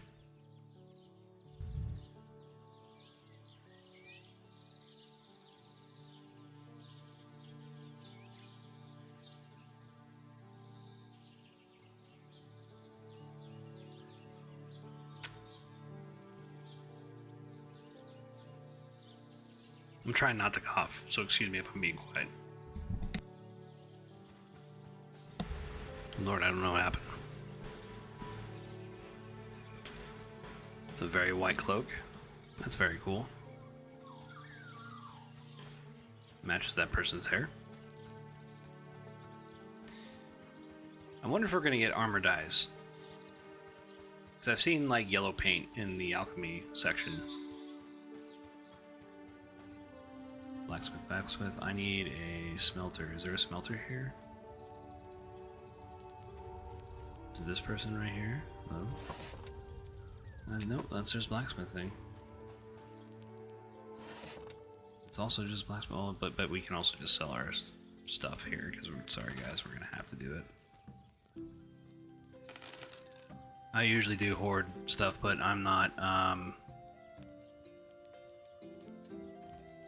doing any sort of stuff with jewel crafting as of yet. I'm not sure I will.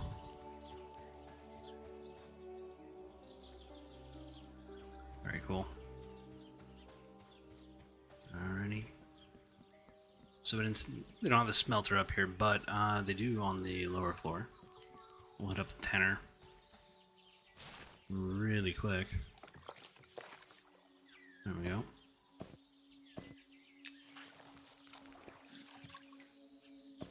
That is how you make rawhide scraps.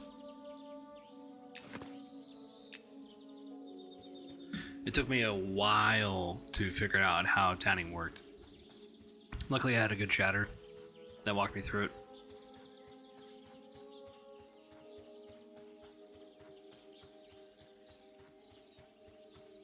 It made leatherworking much more bearable.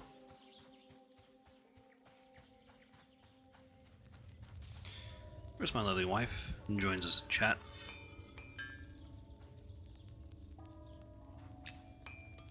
A bunch of sharpening stones.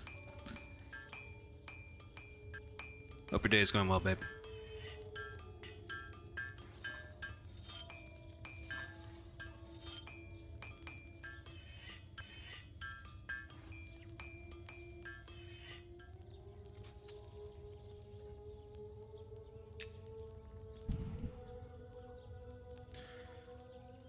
I guess that's a sleepy. Well, yeah, I bet. No, you didn't get good sleep last night. How much do we have? Yeah, that. Alright, we got 20, 20, 12.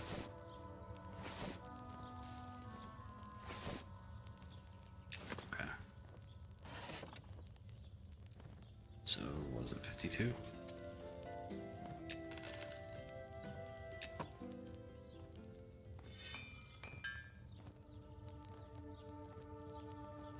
Nope, that's not the... There we go. And we're gonna be here for a minute.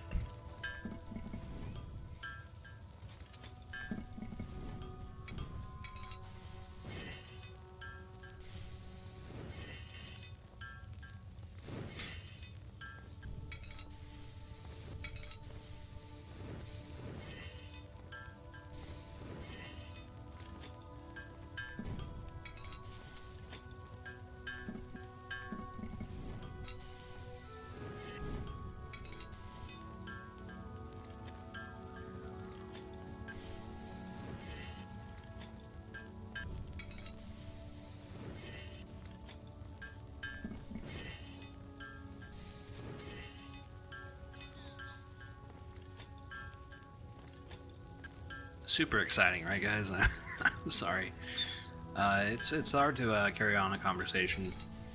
Talking to the void, but I mean, like, you know, I am thinking about what the next conversation is, and I'm trying not to sound like a broken record sometimes. Sometimes I feel like I do. Just gotta keep in mind, like, you know, people have never seen me before, so.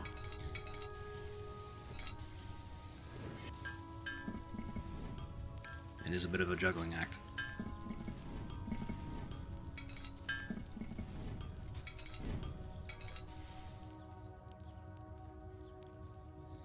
Alright, so we're done with that.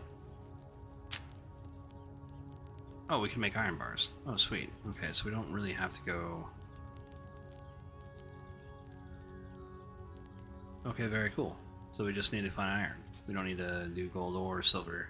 We really don't want to. If we really don't want to, but we need... Oh crap, we need to actually go back up. It's here.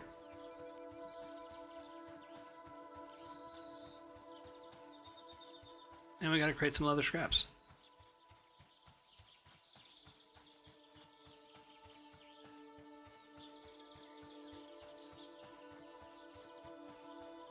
Leather scraps, I'm sorry, rawhide scraps.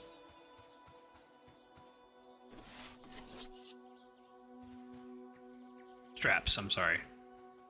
I said scraps. Don't mind me.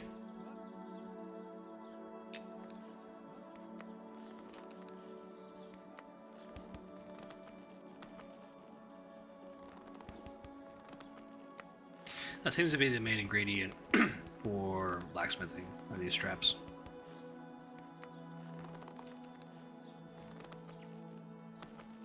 So okay, I already got to the next tier for bronze. The difficulty is getting the medium quality pellets off the grizzly bears and the forest stalkers. I think the forest stalkers are a little bit easier to take on.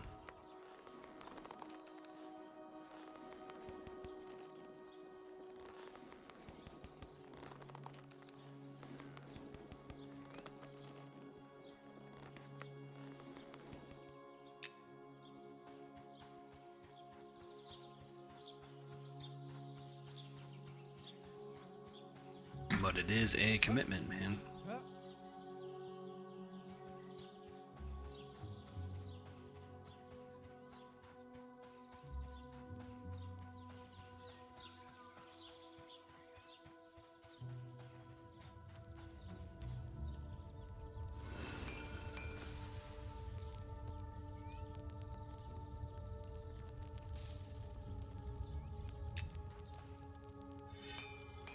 Alright, so we are looking for...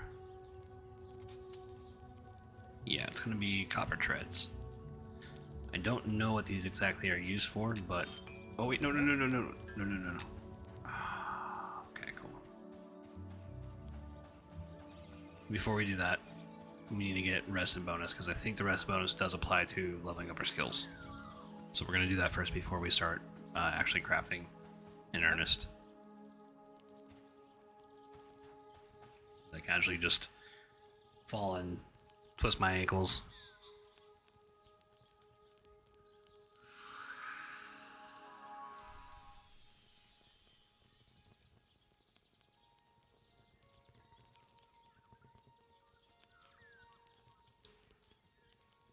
If you're just joining us, hey, welcome. Coming back in and welcome back. Appreciate you guys being here.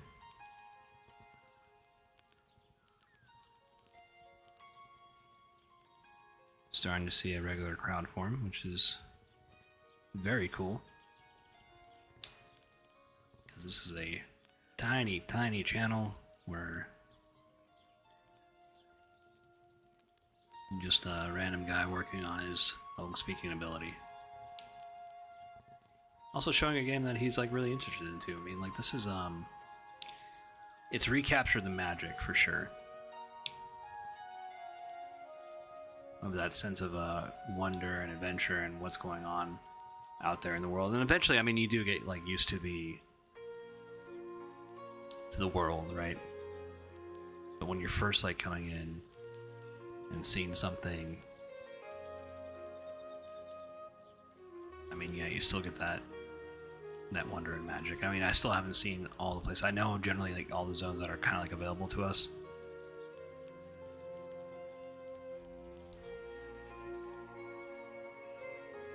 But it's going to happen all over again in the deep. I wanted to try to save Phalandraw for early access, so I'm going to have that wonder. But I mean, I'm glad I did this before then.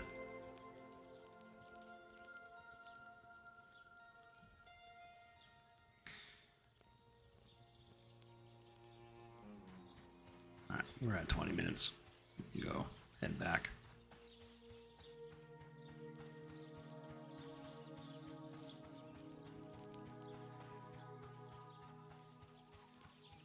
rested. Works similarly to the Valheim. If you ever played that, yeah, you get like you get 15% more XP.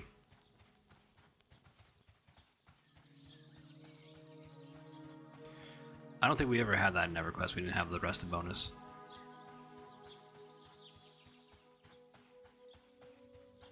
I don't think that was a thing. Alrighty. Let's go ahead and... Where's our copper treads? I don't know what they're used for, but I think they're going to be used for mounts. So it's probably a good idea to keep a hold of them, just in case.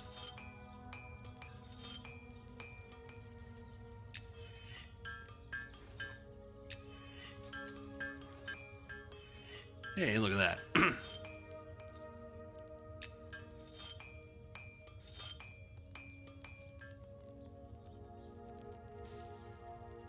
Oh wow, I didn't have the copper plate breastplate unlocked yet? Wow, okay.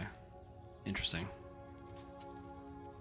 Is there anything more I can make down here? No, just the treads right now.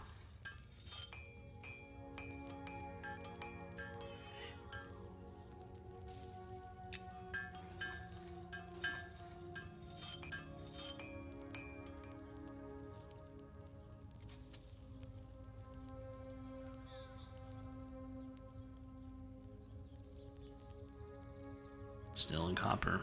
Haven't gotten out of, haven't seen any bronze yet.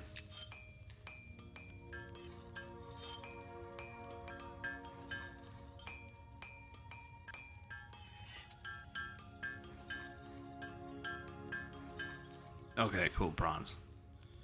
Bronze hinges. Okay, here's the problem with like the archer that I had. I was like, in order to get one of my traps, I have to get this made, the bronze hinge. That's insane. That's an insane level of crafting you have to do to get your own trap. And that's why I didn't like that. That's why I kind of like stopped playing the archer. But now that I have one character that can do it, I can just feed it to my archer and just call it a day. But man, that has been. Jeez, what is this? Bronze plate. Some bronze plate. Okay. All right. Smithing hammer. Bronzing bucket. Bronze chains, bronze fasteners. That's good because now we can skill up the next tier in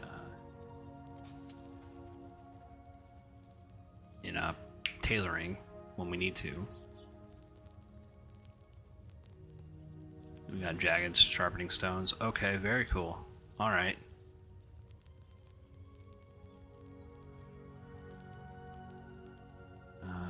So would it be bronze plates? I think we need the jagged stones.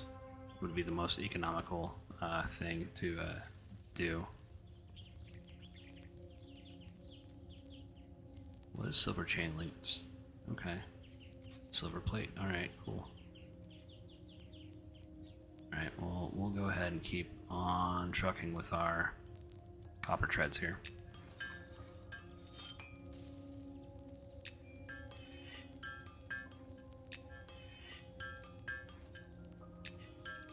The most amount of experience that we can out of it.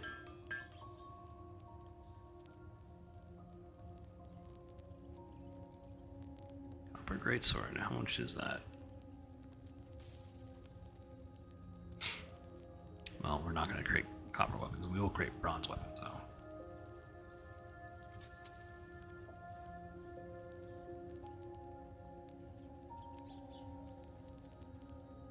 Okay. So one thing checked off. At least we got the bronze unlocked. Now we can just go start really going ham on getting the tin. Let's go ahead and create the rest of the bolts for ourselves.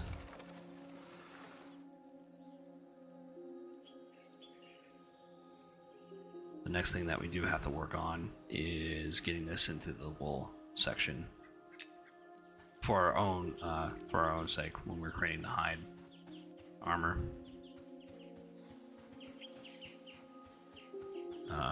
But okay, we're gonna go to the bank. We're gonna organize a few things around. We're coming up on 2 hours. I'll take a short 5-minute break. Just a 5-minute break, guys.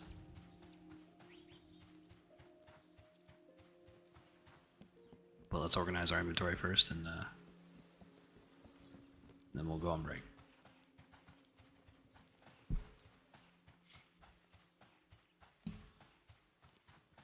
If you have any questions, comments, or concerns, feel free to express them.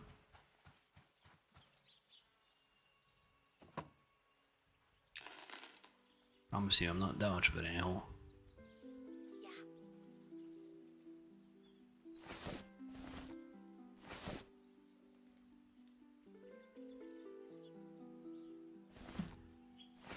I mean, I totally get it why people don't want to say a thing. I'm like that too when I typically watch streams, or maybe I'm not, you know? Maybe they just like having this in on the background and just kind of listening. Totally respect that. I catch myself doing that too. I have somebody else's stream. I'm just doing crafting when I'm not streaming around. I'm kind of just listening.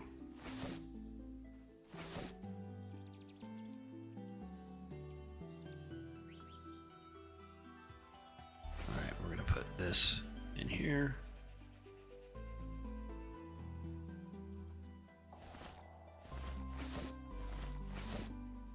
So we got 7, we'll take that anyways.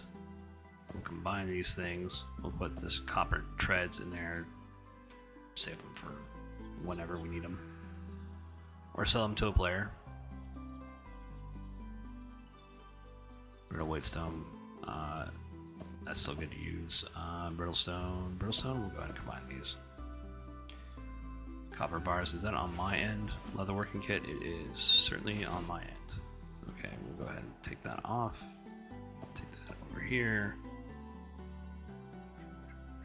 What's in the tailoring kit? Okay.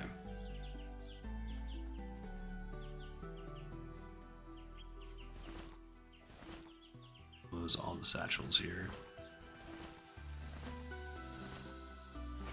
Alright, this is my rawhide backpack. That's my cloth satchel. Here's my leatherworking kit. That in the tailoring kit for right now.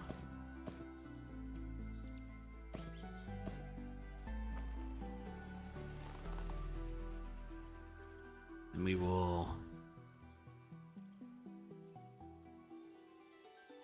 tattered cloth belt. Cloth belt. Do I have any more rawhide? I do. Very cool. Okay, we'll transfer these over. I think that's for jewel crafting. Magic frond will break down.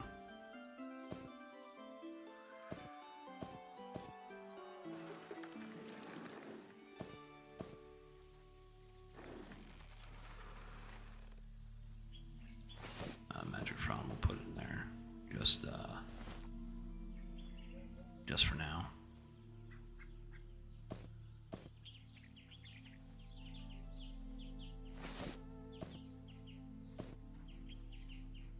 Ghost Poppy goes over here.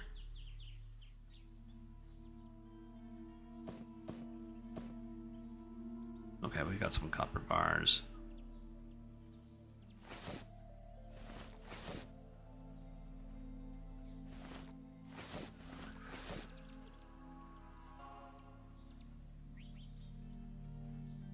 We'll put the crystallized magic in the bank just for right now. So we kind of don't need it at this point in time. We'll take the jade and whatnot. Open this up. Open this up. We'll go ahead and place this over here. We got some other things to turn in and sell. Okay. Not quite going on break just yet. I want to make sure that we're all set up before we have to head back out. I like games that reward preparation. You know, that's the only other reason why I would probably like stream Valheim. I mean, it's one of those games that I really enjoy. that and Stationaries, which is an aerospace game.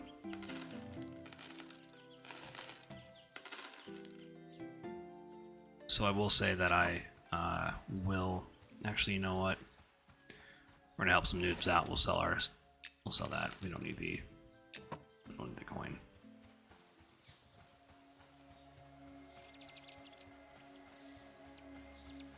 Give some noobs a reason to do retail arbitrage.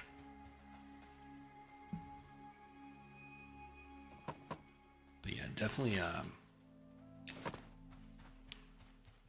We're already at 26 silver. I mean, we're doing pretty good. Yeah, but one of their games I really enjoy is Valheim.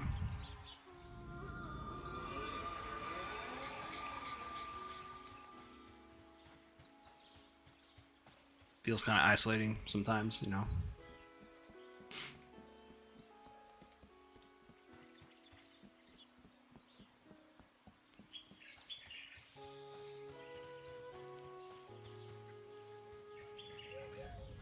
You have anything else to sell to cook? Oh, just bone chips. Okay, we'll turn those into the shamans.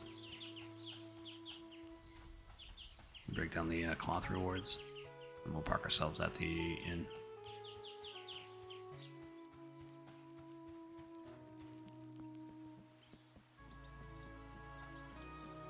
Valheim also does remind me of, because they got skills, right? They don't have any like traditional levels, but like, yeah, if you are prepared enough to go into a new place, the game does reward that.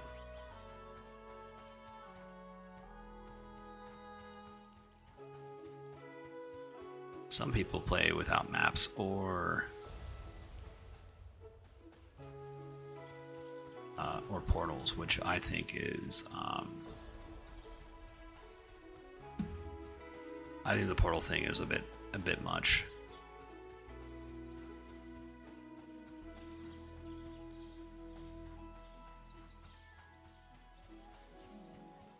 Shamans, we need to do the shamans.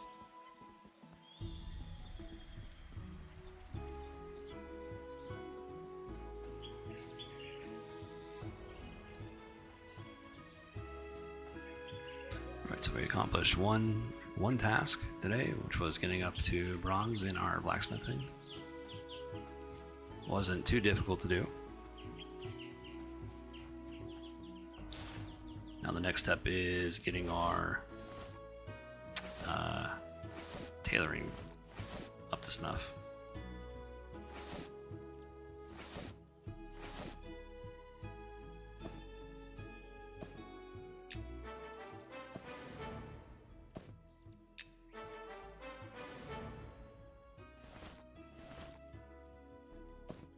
That's one of the other.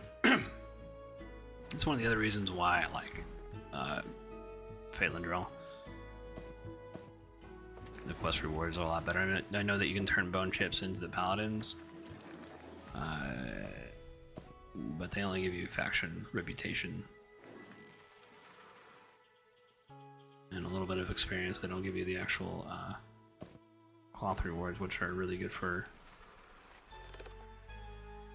crafting.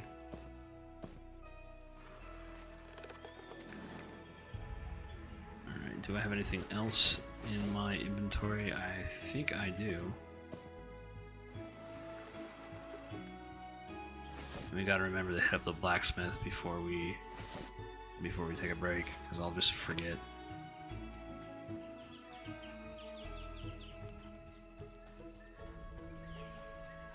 One of the things that someone was saying is that they should have like NPCs for classes that aren't traditionally up here.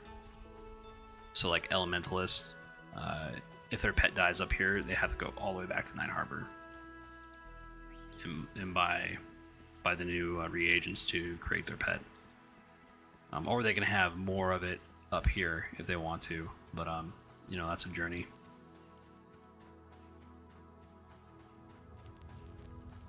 Elementalist is like one of the few cloth classes that I actually like. I like the class fantasy of being kind of like this wizard monk.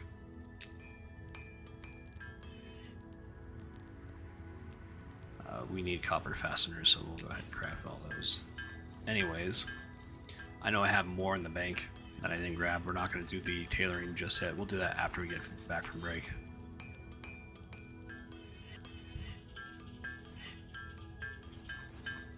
But yeah, I do like the Elementalist. The pet is really freaking slow though. So every time I see an Elementalist on my Druid, I sell. I mean, I don't sell them. I sow them. Go ahead and just get rid of that. I try not to hoard stuff as much as I possibly can. Okay. Did that. Got everything I really needed to. Let's go ahead and just do one last pass over. We got the raw hide canvases. We got hide scraps. We got bronze scraps. Raw hide scraps. This is hide scraps, raw hide scraps. Okay. Boss scraps. Got our inventory. We got our copper fasteners. We're trying to just consolidate our. I believe this is for jewel crafting. We'll have to figure out where we can sell that. I'll put these in here. I don't know. Take that out of there and put that on the tool belt, quote unquote tool belt. Then we got 20 brittle sharpening stone, which, again, if you didn't know, you right click on that. Here, I'll go ahead and apply this. Right click on it and you can apply it to your weapon. Gives you 2+ strength, which now we're at 28 strength for a druid. Fairly good.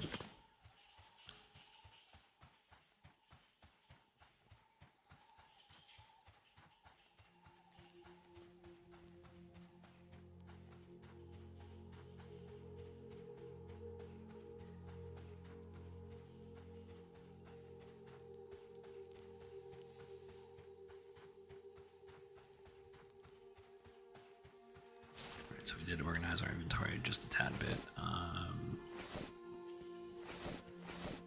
Double checking everything.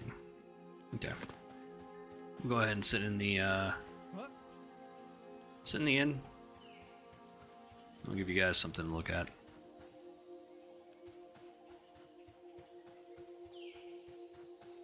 While I am away, stretching my legs. Try not to die. You get to see the noob lift. There you go.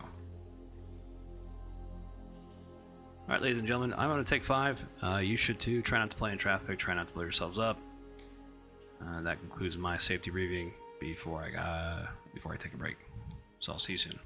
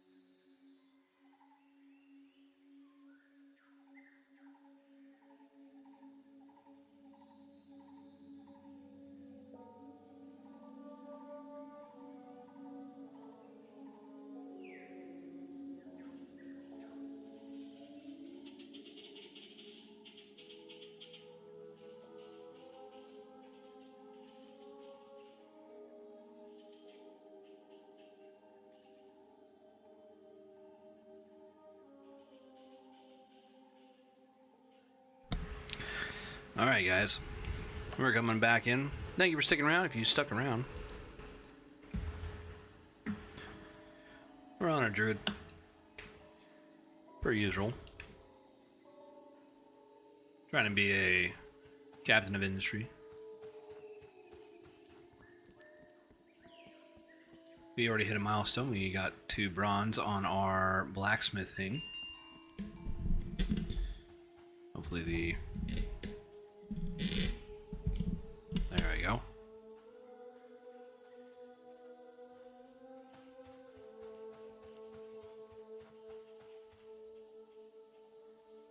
So the next thing we need... Alright. We're going to go back to the bank. We're going to do a little bit more crafting before we head out and do some more gathering of cloth, because that's the next thing we need to do.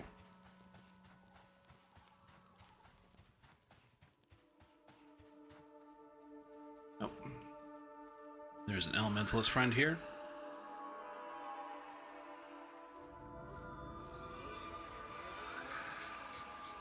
We'll go ahead and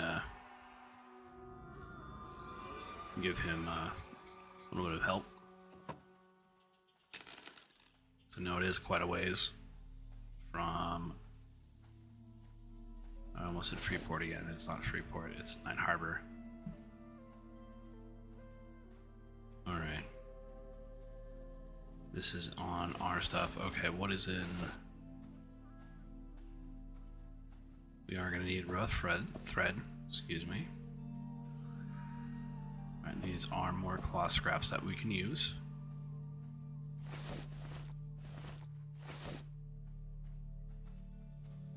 Don't need that. Don't need anything in there. Copper fasteners. Okay, that's the other thing that we have. Right, we have 21 copper fasteners. Very cool.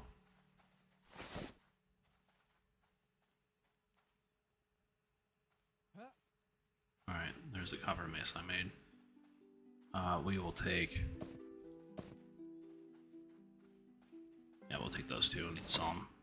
Because I just don't have time to keep them. Or I just don't have the room.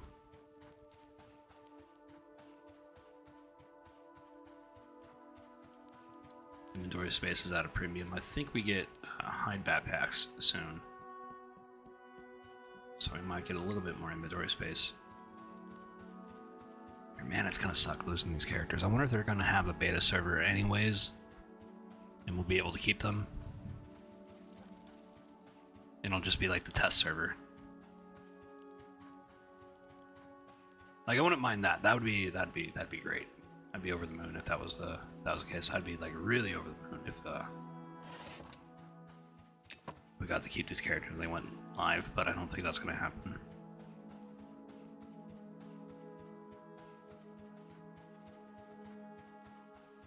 Because they did indicate that you would be able to keep these, but I don't think that's the case anymore.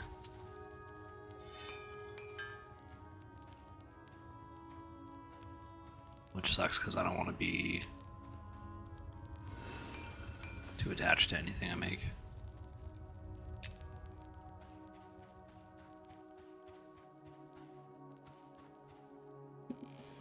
Alright, bolts. We need to make bolts.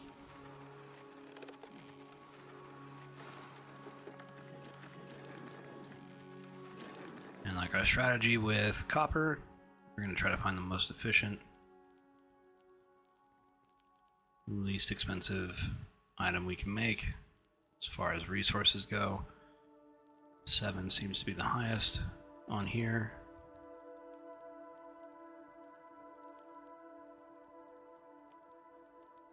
What's going on with this?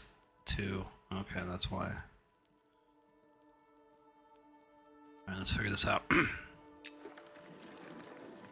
Okay, cool. I still have a buff. Rested buff. And what else did I make? Alright, we didn't get anything.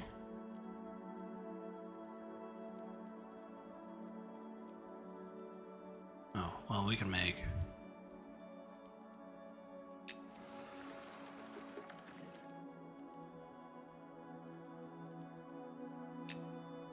I wonder if we're close to wool.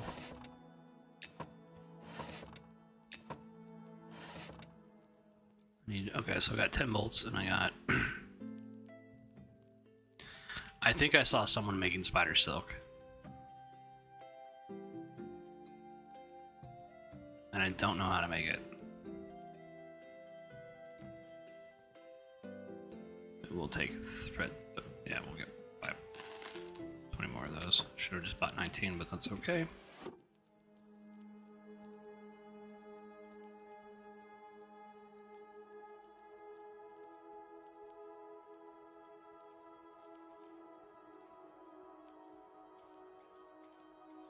I thought someone was walking outside my room for a second, and I was like, oh my god, I'm gonna have to fight.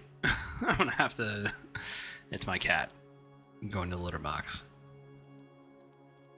Lord. I think that's one of my fears, is like a home invasion going down.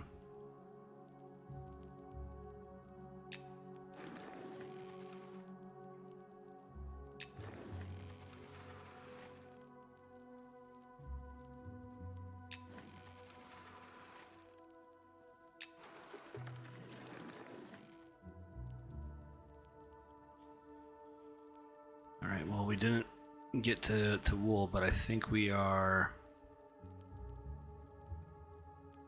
kind of close. I think we're just out of fasteners. We'll go ahead and recoup some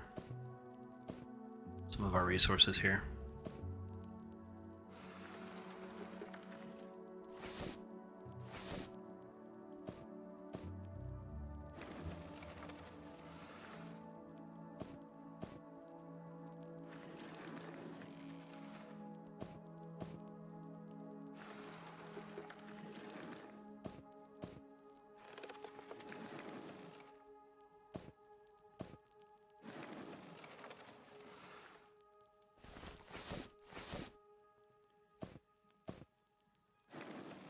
Yeah, we're out of copper fasteners.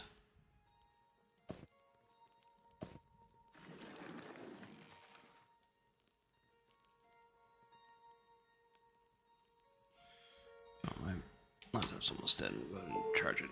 There we go. And we got 5 bolts. We just gotta make more copper. That's okay. We are streaming today anyways, so... Streaming today. We're crafting today. We're streaming almost nearly every day. What do you guys think? I think I need a cloth satchel. It's 8 slots, I think. I need to put that in. Night Harbor. I gotta get that Freeport thing out of my mind.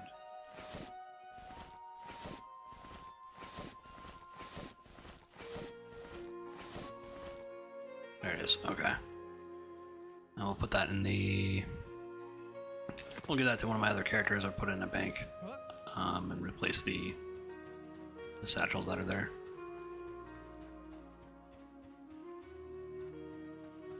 And now we require more cloth and more copper.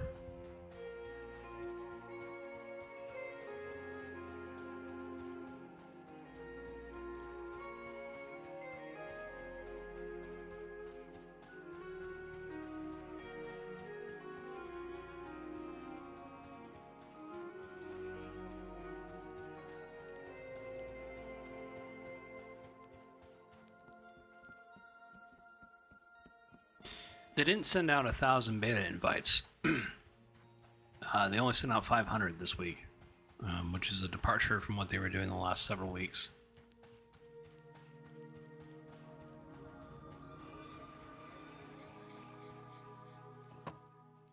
I'm assuming they have enough people. They're looking at the actual population.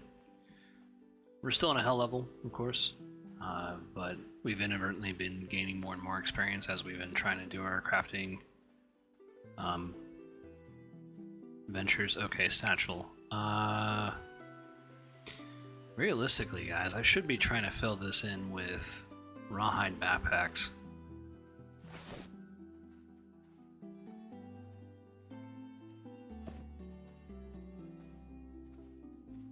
think that needs to go down south anyways. Satchel.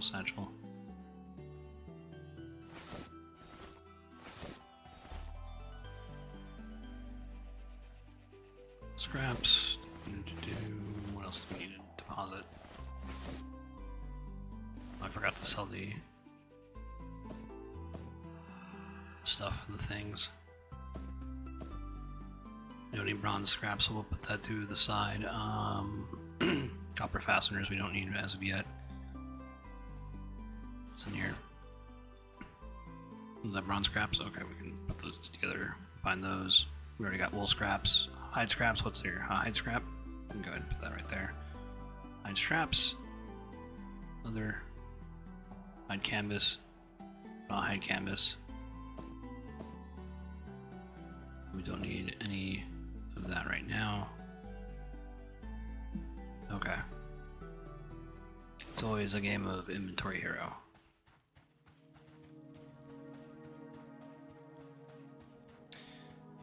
But even though if I am going to be losing this character, you know, it's the knowledge we gain from this is more important.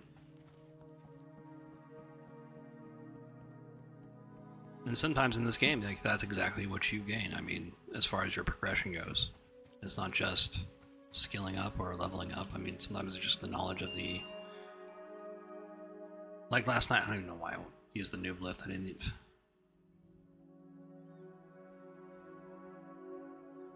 It's the knowledge of the game or the class. Like figuring out how charm actually works and how best to use it and how to make the mana last or the charm hold as long as possible.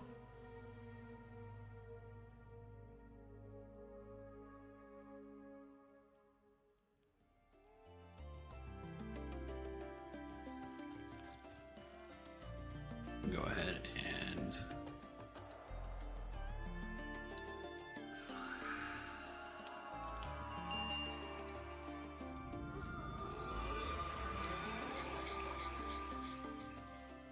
do that.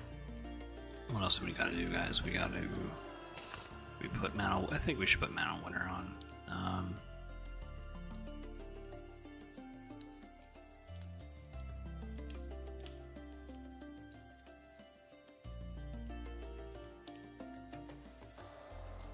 What else do we need? Probably. What can I get rid of? Probably twisting roots. Because we're just dealing with low level stuff right now.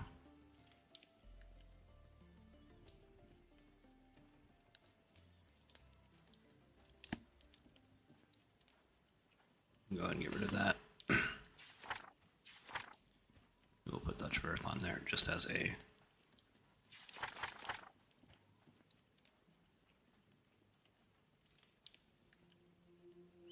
precaution for us.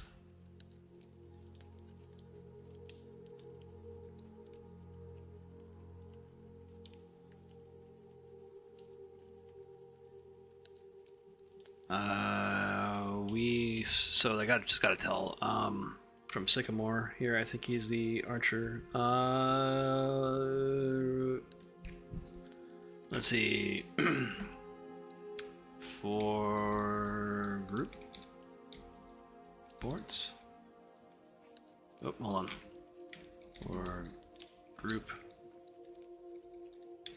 boards or single.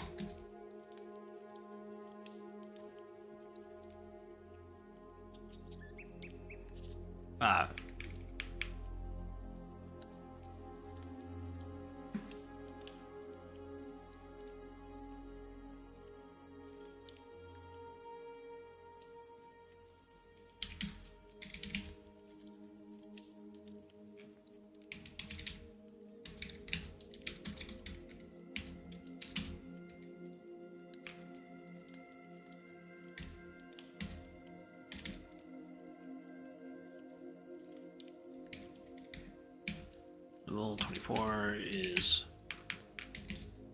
when you can port a group.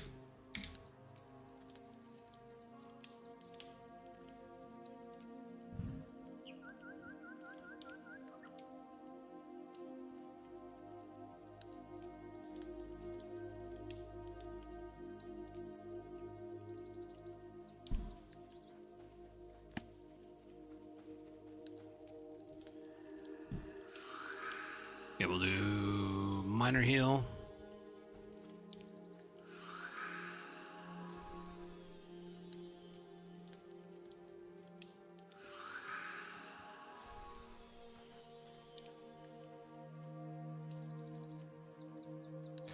Alright, so now we're in spring, so we got our... Says, thank you for the information. No problem, Val. Always happy to help. I'll go ahead and try to... Do I have my...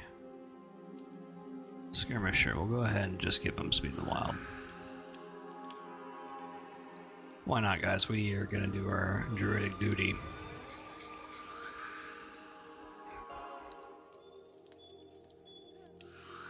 I don't want cure disease. What am I doing here?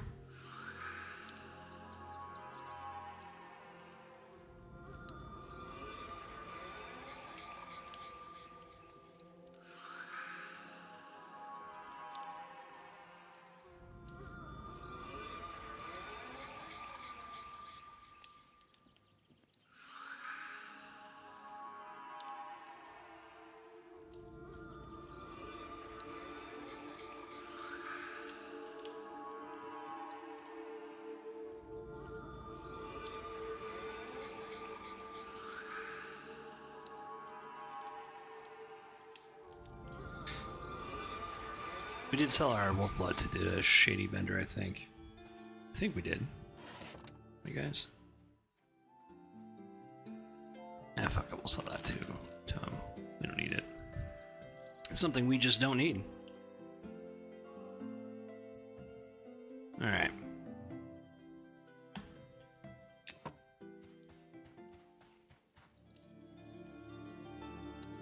We got Ryan's babe.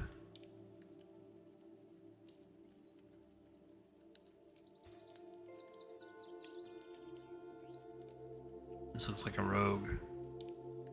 I'm not really sure. I mean, is this the same person? It is. That's weird.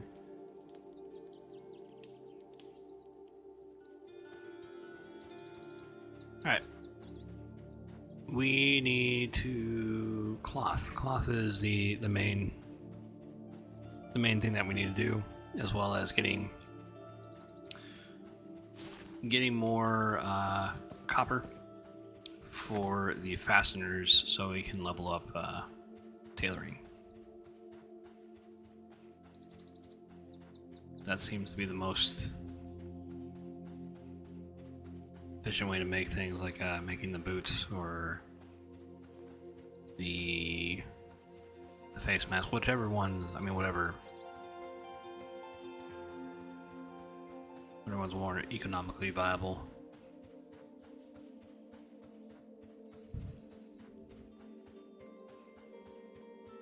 Using the least amount of resources and trying to gain the most amount of XP. I think that's how most people play this.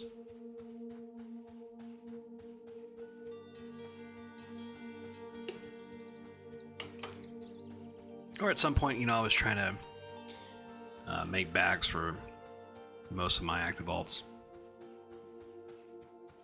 That was something I was doing. And of course, we want to be mindful of people and their camps.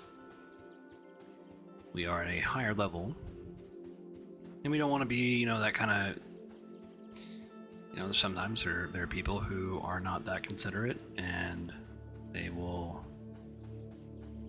If they need mats, they will come in and they'll just take everything and they won't really care.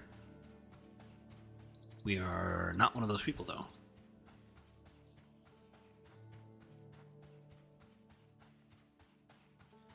We are trying to abide by the play nice policy as much as humanly possible. Although I have been known to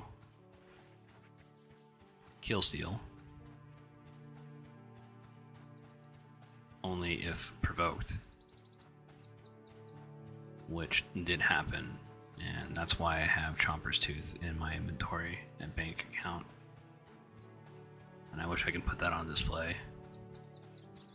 Because some bard out there lost their loot and their experience for that. Now, Chomper is a named crocodile in like Shaded Dunes.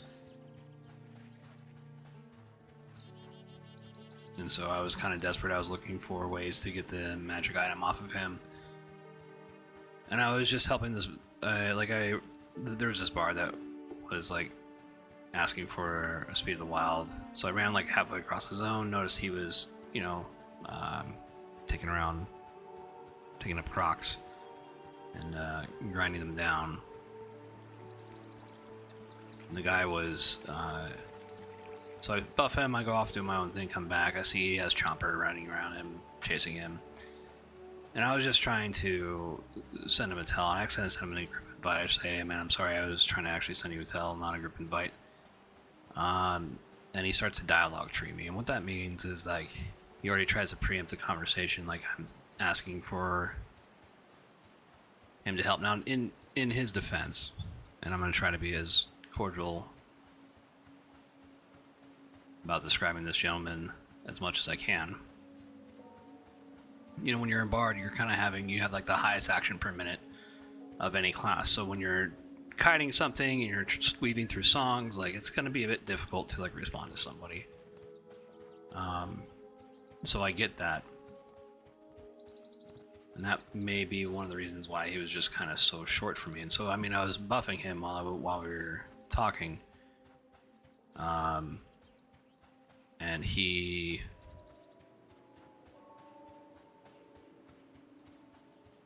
First I said, well, I mean, that's not my question, right? And then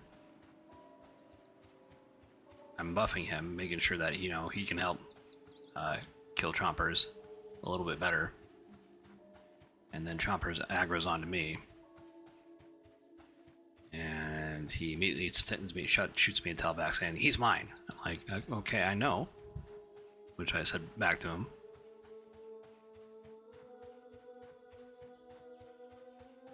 He's like, well, I don't know what you're doing, but whatever. And I'm like, okay, well. And then I asked him my question, I'm like, hey, do you know the spawn rate of Chompers? Got no tail back. And meanwhile, Chompers is still on me, chasing me. He's dark green, by the way, to me.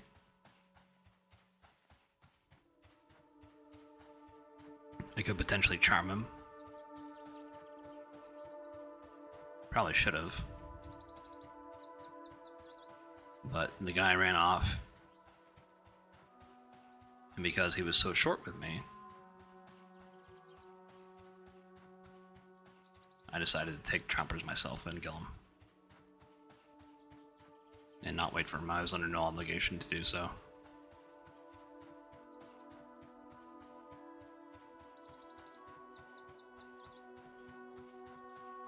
I almost wanted to provoke him a little bit more and tell him like, hey, this is the reason why I did kill steal you. But I just kind of left it as is. I also told him like, hey, you know what, I'm just trying to help. I was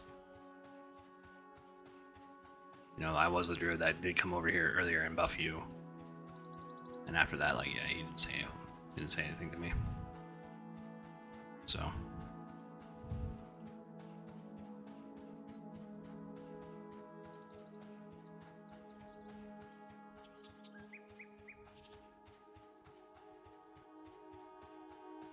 Yeah, man, I mean, if you're just kind of an a-hole, unprompted, like, what do you do in that situation, right? Like, the only thing I was doing was, I wasn't damaging him at that point. I was just holding him, rooting him, snaring him, waiting for the guy to come back, because, you know, if a mob is aggroed onto you, that mob is going to follow you all the way across the zone. I think there is a limit, eventual limit. I mean, it depends on the zone, right? The zone's big enough, there would be, I think, just because of certain technical issues, that they do have like a limit on the leash. But in most cases, it's easier to get into the zone line than it is to try to leash the mob. And so I don't know where those leash lines are, or which zones are they. I'm assuming that they're in the bigger zones.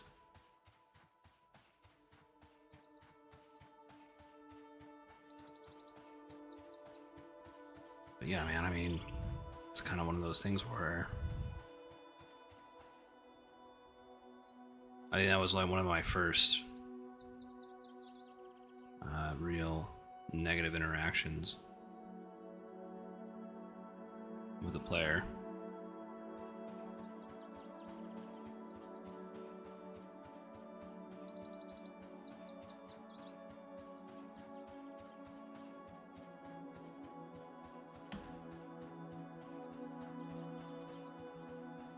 Like intels, you know.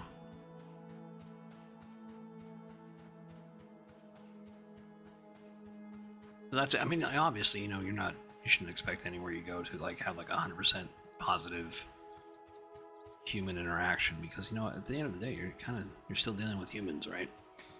We still have our bad days and our good days.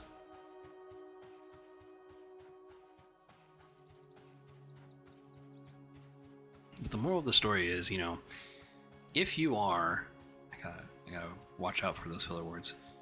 If you are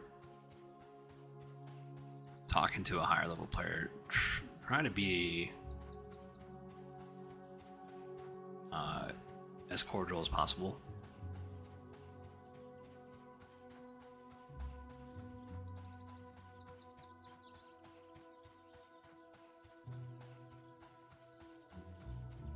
Especially if they're showing you that if they're being cordial too. That person can fuck up your day.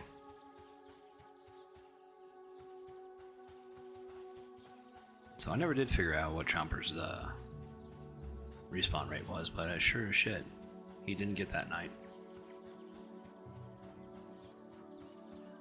I didn't get what I wanted either, but I have his tooth, just as a trophy.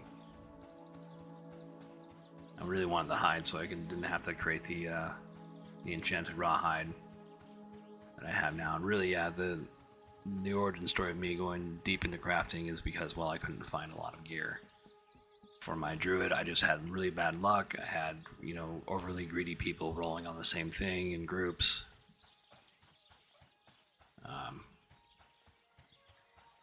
So just a run of bad luck on my druid with gear, and it does seem like a little bit easier to get like chainmail than leather, because like there's 6 classes that wear chainmail. I mean, not wear chainmail. There were 6 classes that wear leather. That used to be 7 with the bard last year, and I don't know what point they changed it, but they changed it at some point.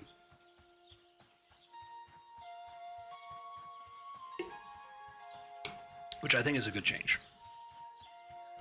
I think that we have, even with those 6, we have a bit too many. One of them needs to get switched over to the chainmail.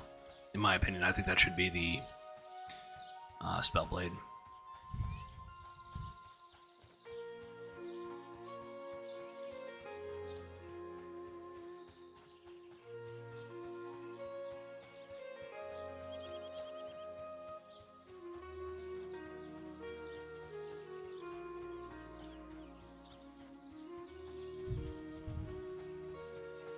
Or, you know, you can make the Spellblade a cloth class, just give them a bunch of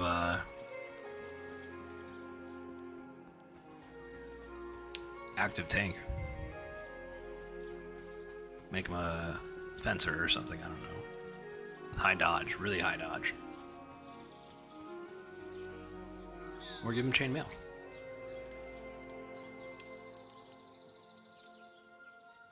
That would be my advice, but I don't know. Those probably people are not going to listen to it. Because at the end of the day, I'm not a game developer. I'm just a player. Playing and showcasing the game.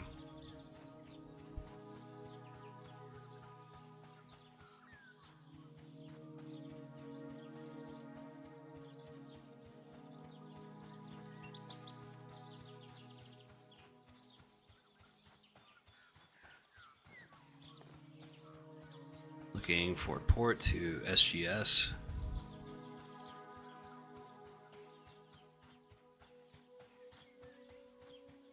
I mean, I could port that person, but they're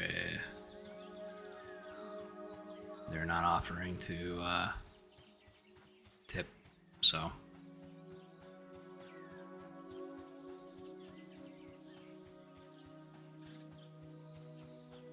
And that's the other reason why I like the druid. I mean, you do get teleportation. I mean, as long with the wizard, and the wizard, I'm gonna have to grit my teeth and get through that one because the meditation on it is kind of insane, or just very, very tedious. Or you know what? Maybe it could just be I just don't know how to play the class, and that might be a combination of things where I'm just burning too much mana on soloing with the wizard.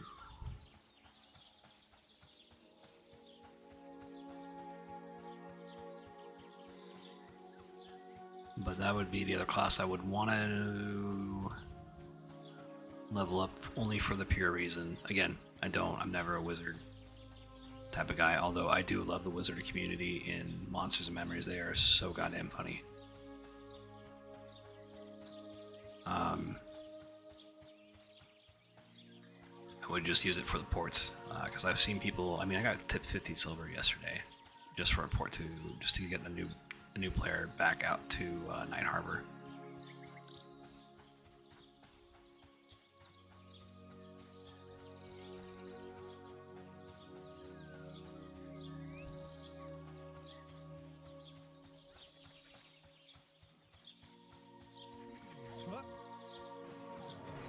We got a group of people there. I'm gonna come in here and take this copper.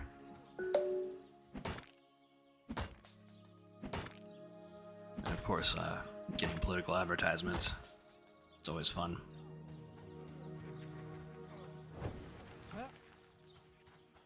Anybody? Who's that? Speed of the Wild. He's kind of just chilling out and over there. Alright. That's perfectly fine.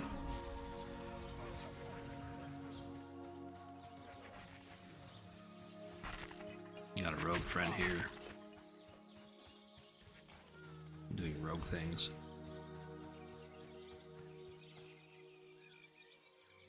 Well, that's very cool. I like the lighting engine. It's very nice. I don't think I've ever seen it during this time of day. Huh.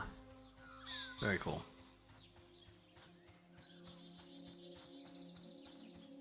Maybe it's just really sunny out. I don't know. Like, what's... Oh, yeah.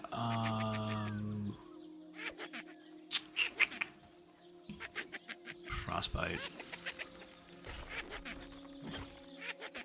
Do some frostbite. Prickly barrier. Kind of just wait. Do I have? I do have Discord open.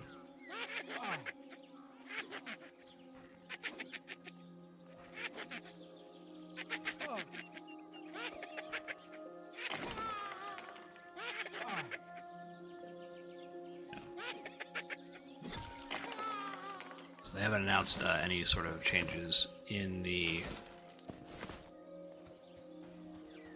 Discord about any new updates. I think the next new update is going to be the deep.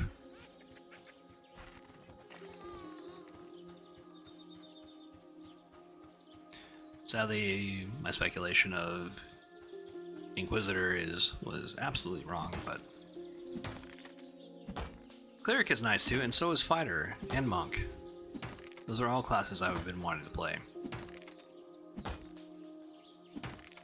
And that's the main reason why we're doing crafting, right? We're not only crafting for ourselves, but we're crafting for our alts. Because it would be really sweet to have a cleric in full bronze armor.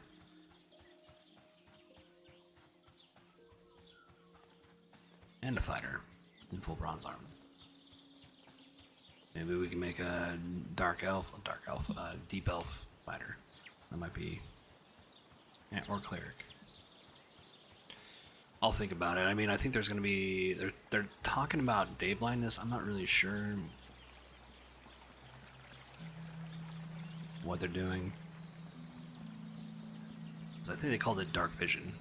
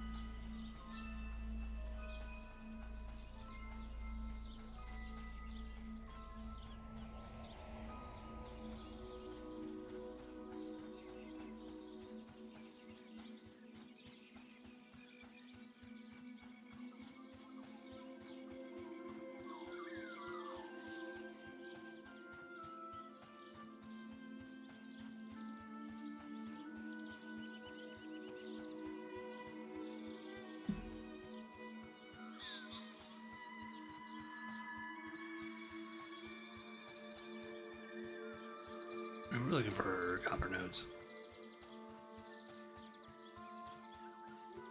Let's take a look at our inventory. 10 copper ore. We'll try to get 2 stacks. Looks like somebody else is mining.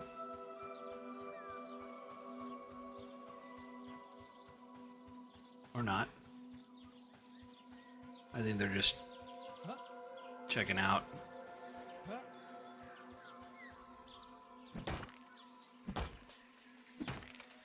See if there's any sort of hidden passages. I mean, there are in this game.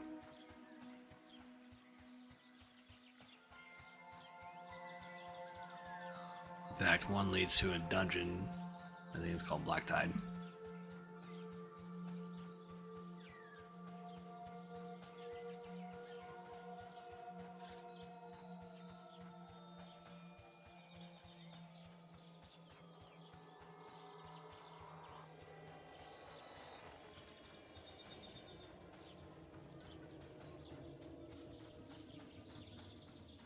Alright. We're looking.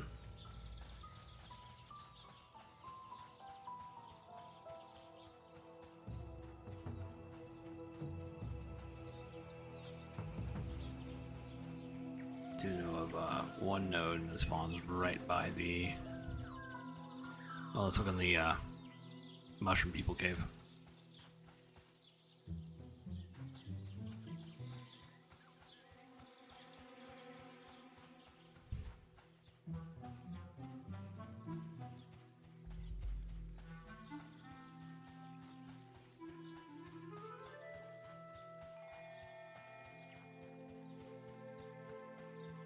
I wonder if they're going to have different lighting in here at some point, or it just goes completely dark. That's such a weird... They got some work to do on the game. Diamond in the rough.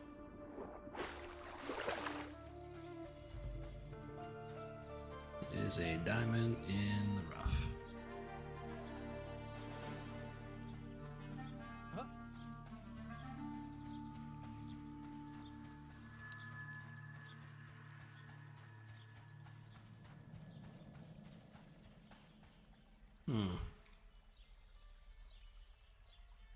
Okay, looks like they're all different. I know the Shaman quest puts you in here. So there's really only some places or some times that you can enter in here, especially at a lower level. Alright, we don't see any sort of copper nodes for us. We'll go ahead and head back out.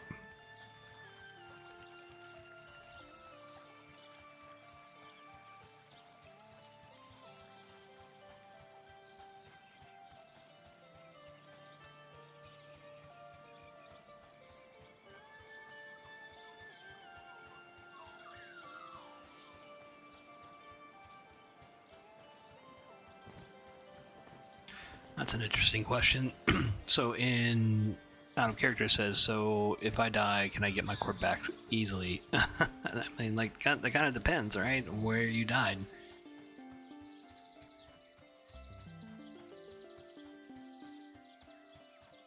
You don't want to go too deep into some place you're not familiar with. And then die there and then ask for help.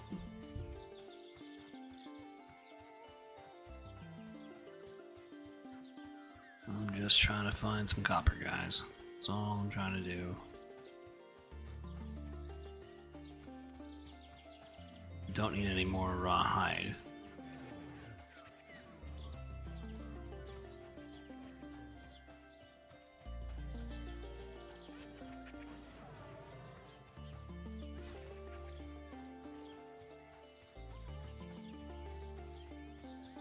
There we go. So we gotta create the copper fasteners, and then we gotta get the cloth. That's not too hard to get. You just gotta kill a bunch of skeletons.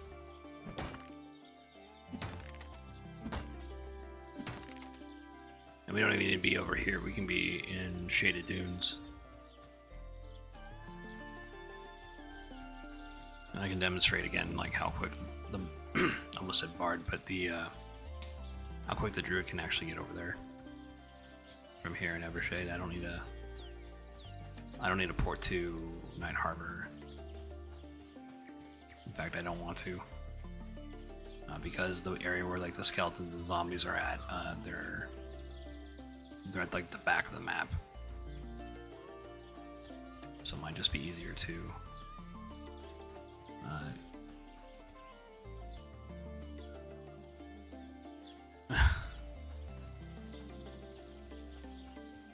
so that's somebody's pet. It took me a second. I was like, I've never seen that type of mob before. It's actually just a pet named Medic. Alright.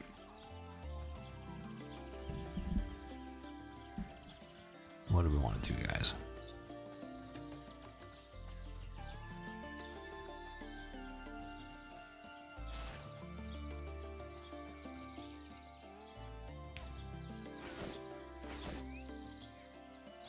Oh, did we pick up another... Nice, we got another crystallized magic. Doesn't it always seem like we've been like starved for that for like at least weeks, and then it's like dropping. That's our second crystallized magic that we got today. That's so weird.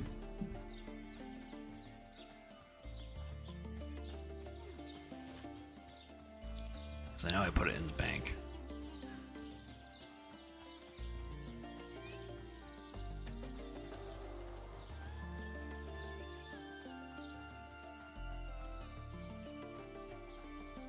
Alright, you know what we'll do? We'll go... We don't need that minor heal right now. We'll put Exodus over here on our ability bar. And we'll start making our way over to Shaded Dunes.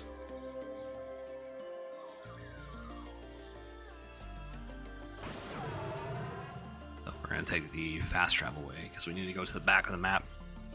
I just don't feel like you could port all the way over to Night Harbor and then go from there. I just don't feel like running all that way. It's a lot of running.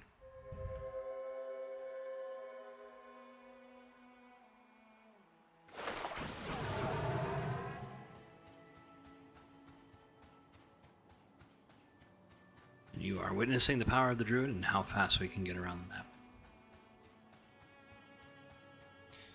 When the deep comes out, we'll see what changes. We'll see how fast we can get there.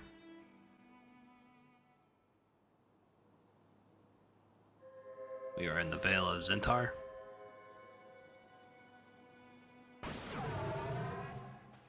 And now we're at the zone line to Fallen Pass.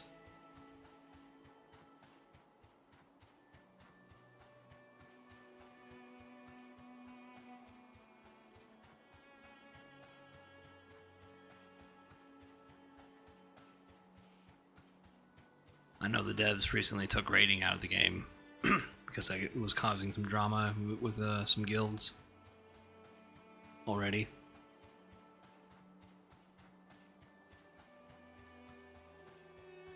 Thanks for that, guilds. It's always people that mess up. A good thing. I mean, I'll never get to actually test that. At least in beta. Early access, I mean, you know, they're probably going to come back in. But realistically, I mean, it shouldn't be a priority for them to, They recently changed this area? I think they did.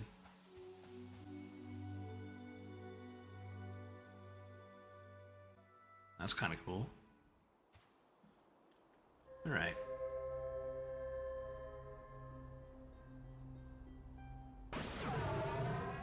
And we're already at the zone line to Shaded Dunes from Fallen Pass.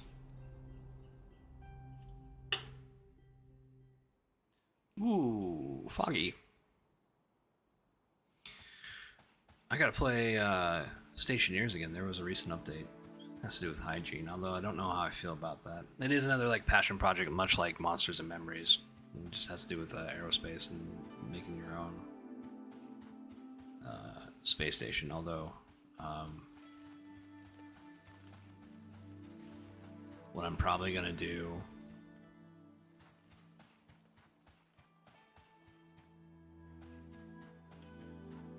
is I'm probably gonna do a Mars run, since I never did Mars. I always like do the moon. I'm like, oh, I want a moon base, you know, like. But the moon's kind of a pain in the ass because you gotta I mean, it's cool to manufacture your own atmosphere, but I mean, like, just trying to capture your gas cooling. You gotta worry about condensation, so you gotta do a lot of atmospheric stuff, way more atmospheric stuff on the moon. That's kind of a pain in the ass.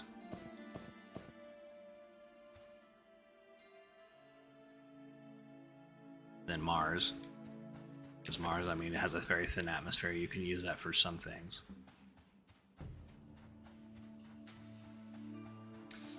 Vulcan is one of my more favorite ones, but I mean, it's hard to get through because you're still dealing with atmospherics too. The main issue with that one is that it's cooling, so you might just have to do a Mars base.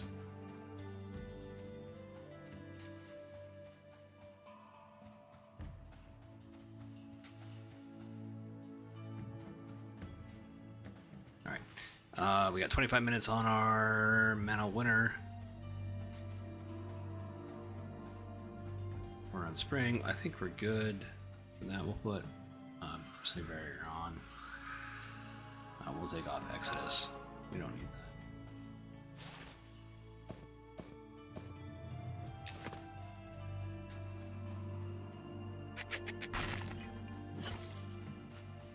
There's really not a lot of people out here. Stumbling zombie. So that's why I decided to come out here and gather resources. And plus there's copper nodes over here.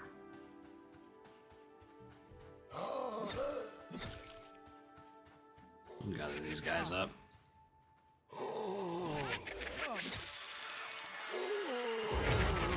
Very cool.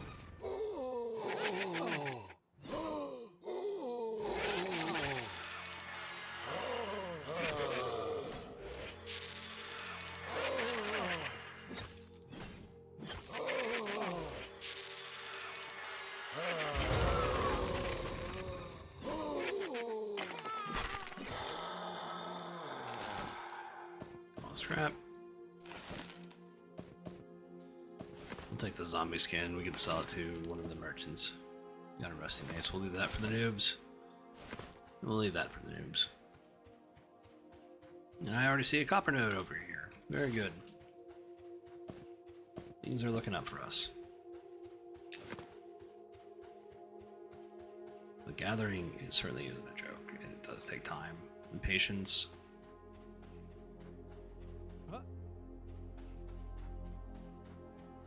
Oh, nice.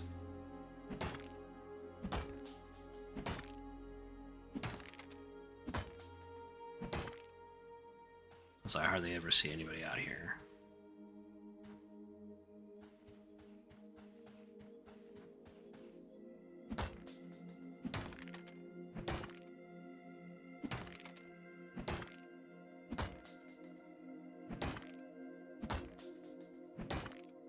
I mean, the more stuff we have. Okay.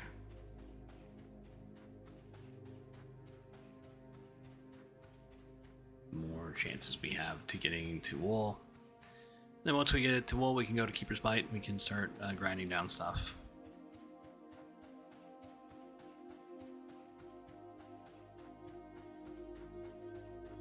Or Fallen Pass, right? We can probably grind down some mobs at Fallen Pass for like wool.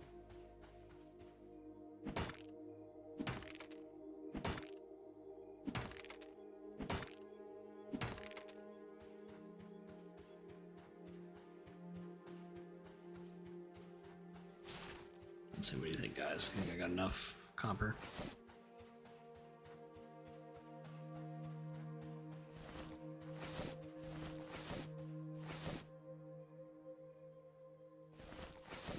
Well, we certainly got a full stack of 20. What about our scraps? 7. Okay. What about the... Did I grab the... Alright, I guess I didn't grab any bone chips yet. Okay. That's fine. Reapply that buff. Reapply Bristly Barrier.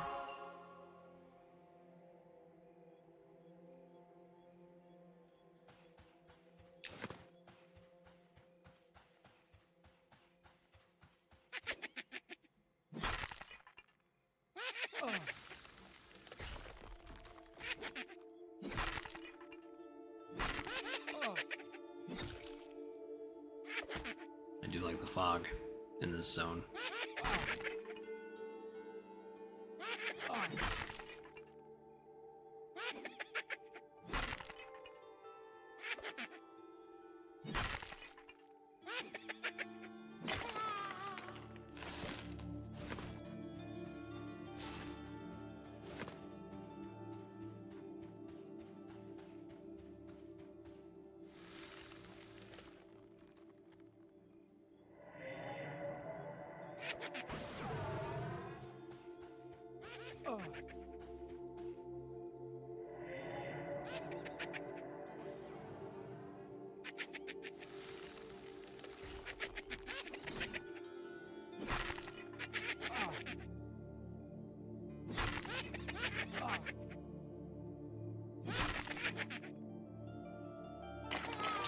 Alright, pretty easy.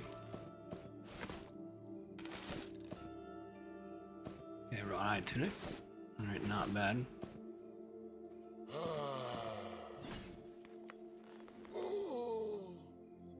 Break that down. Oh, hello, zombie. Do. Another player is here. Let's see their campfire.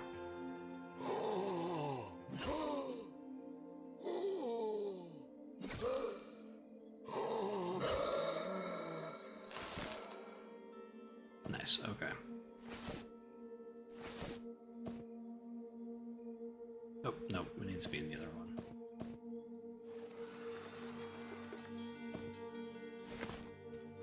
And we'll leave that for the noobs.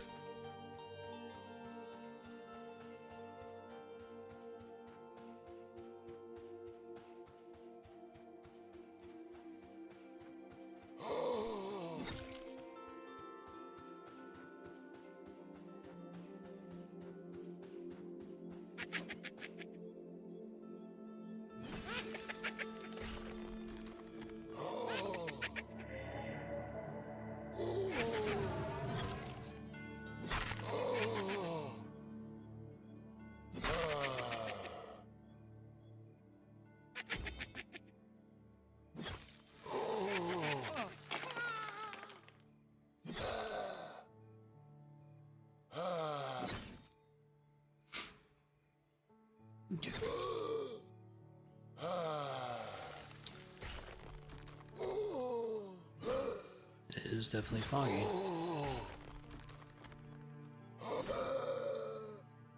Kind of gives you a new feel for the zone. I do like that. Very cool. Another tattered rawhide vest. Alright, we can break that down.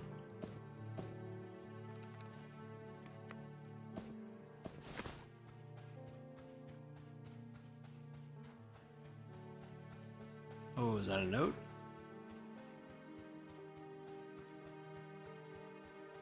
Seems to be a note. We definitely need.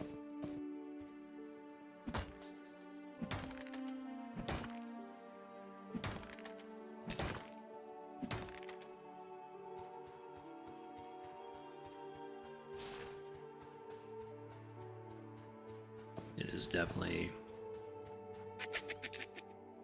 I feel like very sweaty, and not like in the actual literal sense, but as in the try-hard sense and trying to like craft.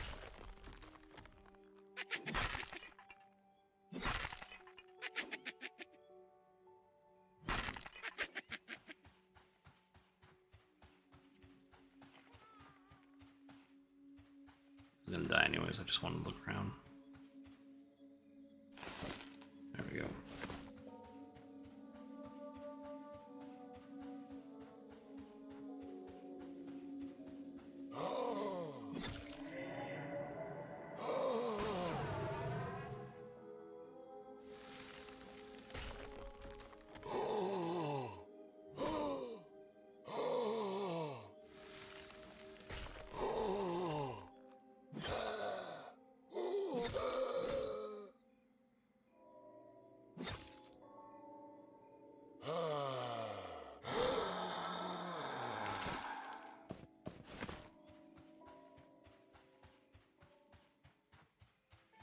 There's another node. Ah, this is Shoreline.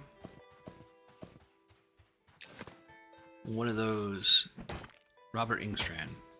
This is one of my favorite tracks.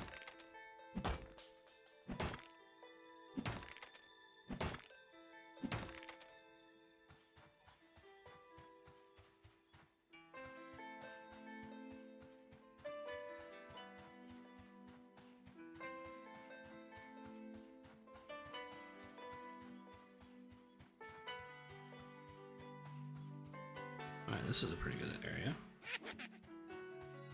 Go ahead and save our...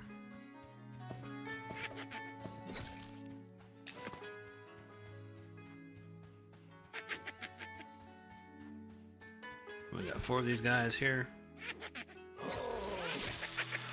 I like the lightning spell. It kind of blinds you while you're doing it. Just a little bit.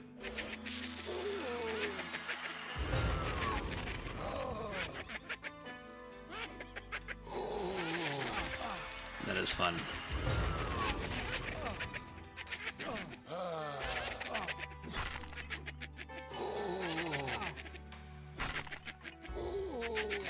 Now, if we had like an AoE dot, that would be cool.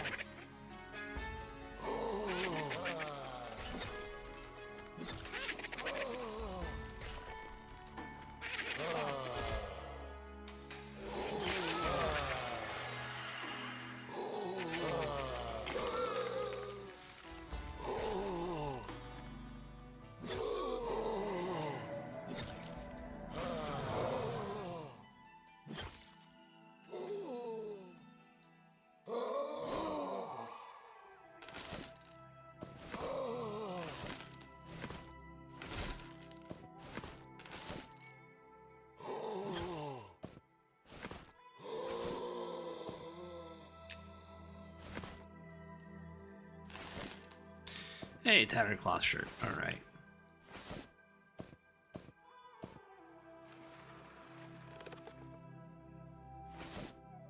Very, very cool.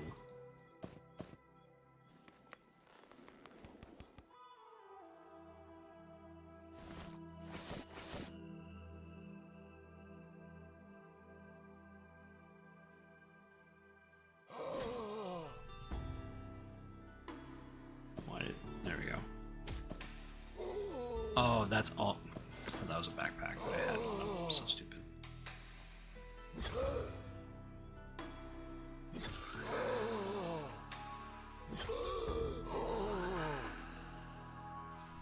You know, it shows channeling because it said it would help prevent mobs from interrupting you, but I think that's just what the skill does. But choosing it, I mean, I don't know.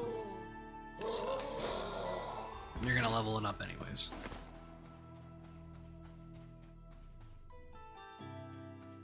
It only gives you an advantage leveling it up.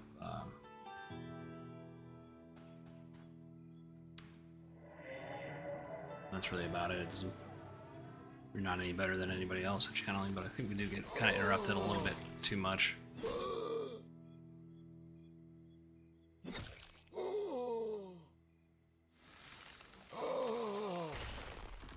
There we go. Hey, rawhide leggings.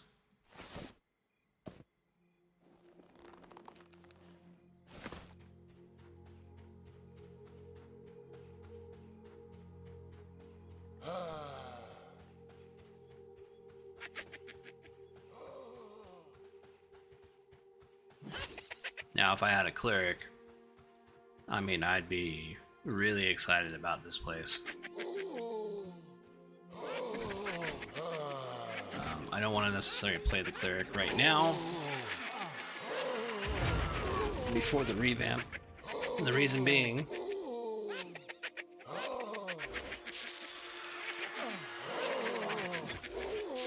I think they're just gonna they're gonna change how it works, but I think it's gonna be more of like a battle priest. And I could be wrong. Again, like, you know, I've heard hearsay about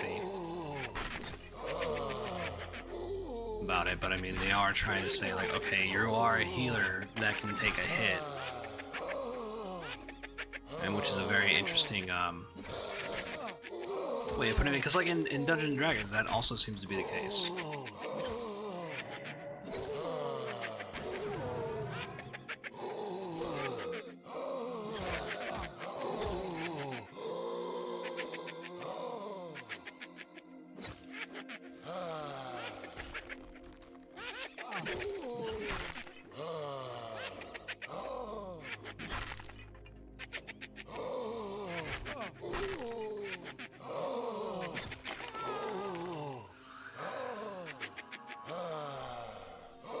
Yeah, there we go.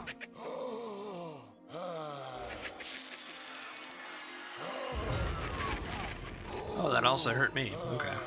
I thought I had it. Sometimes that doesn't go off. You have two, you know, like 4 more. That's okay. Go ahead and just spread the frostbite around.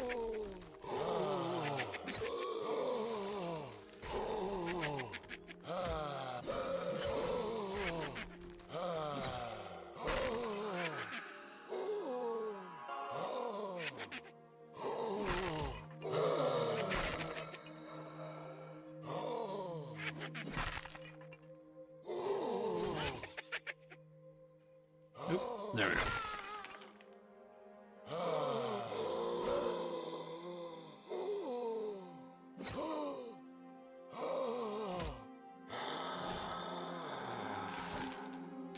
Hey, tattered cloth, alright. We are making progress. And we got 500 copper.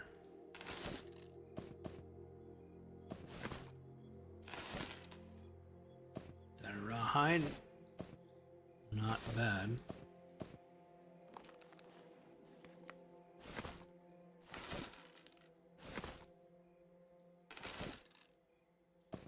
Alright, tattered cloth garrote.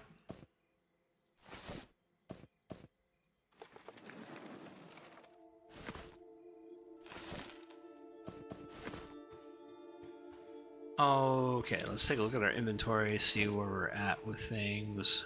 Okay.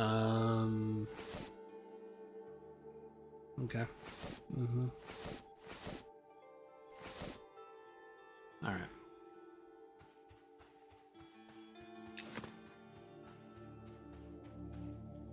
Go and sit down and rest for just a second.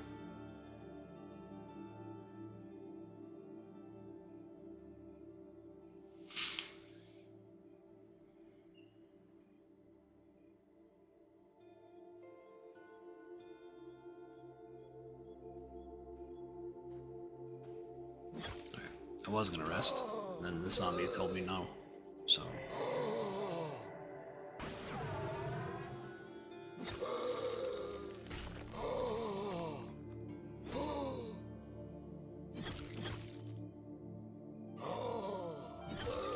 I think it's gonna be a little bit of a shorter stream today.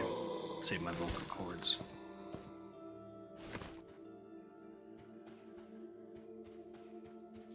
And plus, I kind of want to play the game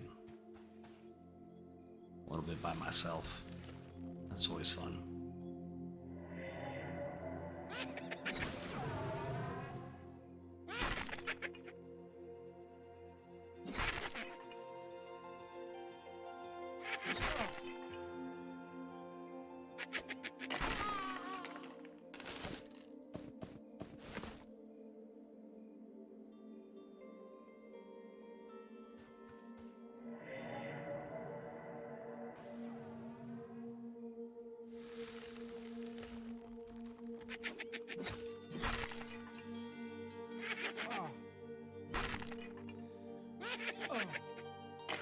I mean, you kill mobs fast, but not quick enough. Alright, we're gonna go back to Evershade.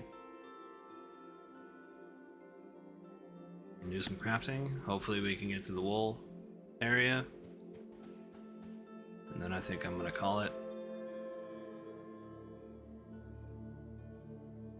And then enjoy the rest of my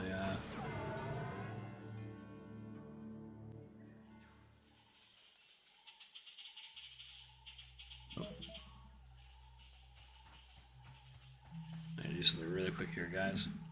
1 second. It's already 5 o'clock, man. We've been at this at 3.5 hours. I've been having a blast. I mean, the gameplay itself is not flashy, but I mean, you feel rewarded through just incremental process, which is what has been happening with our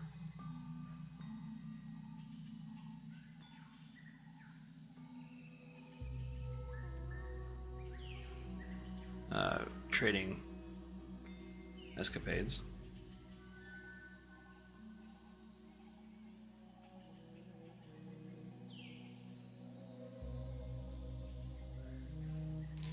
I thought about getting on here like really early. It's really dependent on how much sleep I get and how tired I am.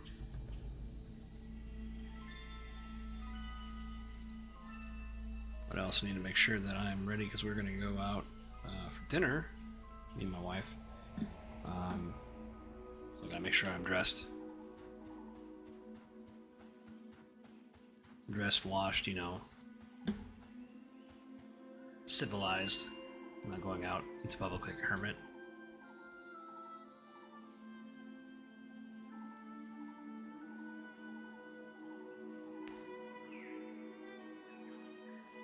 Let's see who is online. That's what I want. That's what I would like to know.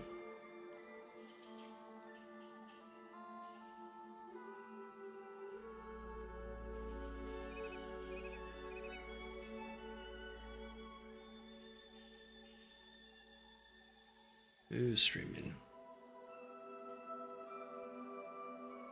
Do I know any of these guys?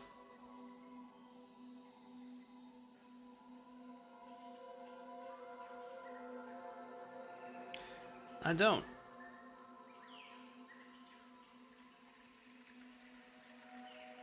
That's okay. One dude got mad at me for not holding the elevator for him. He then called me cute. I mean, I wasn't trying to be funny or anything. I just wanted to use it more than I was willing to let him like figure out how to get off the fucking lift. You know, people got places to be.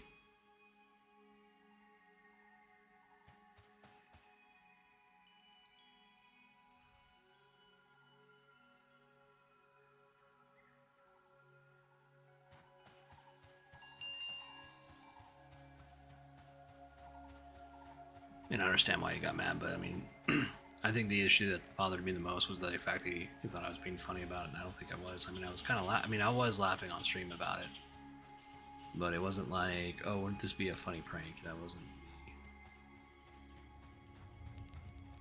I was like, is this guy gonna get off? And I hit the bell without really thinking about it. And then I started laughing at him. I'm like, well, you kind of took too long to get off the elevator, pal. People want to use it.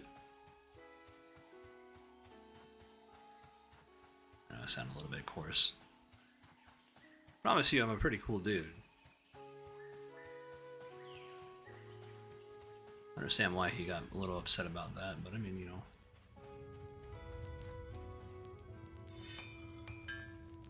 Just how it is sometimes.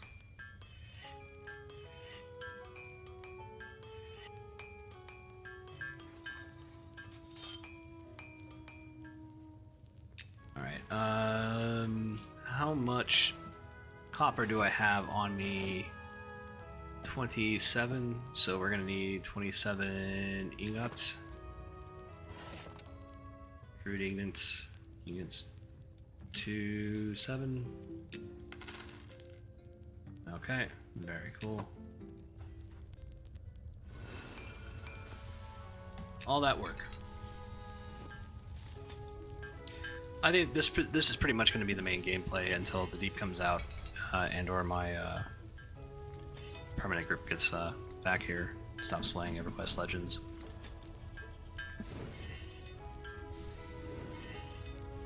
But you know, somebody's got to do the crafting, right? And so we're doing a lot of professions. We're doing the tailoring, the leatherworking, and the smithing. They all are really intertwined. I think the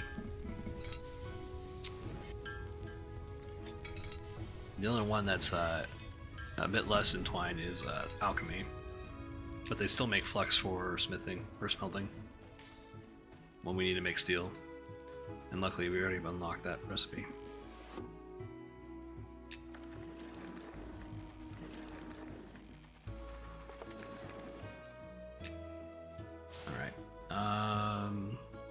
Let's see, what about our bone chips?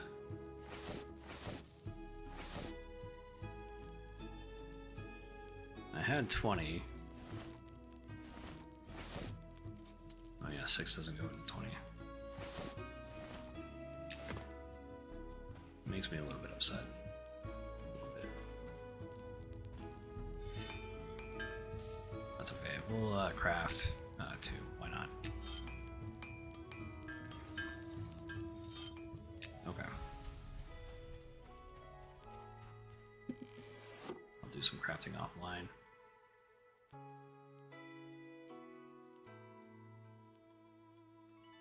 What is this? 2 right there. What about...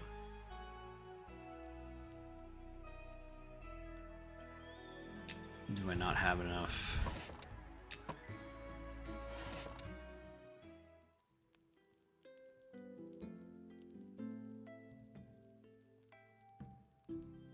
Okay, we'll buy 11. See what happens there. Oh, probably fasteners.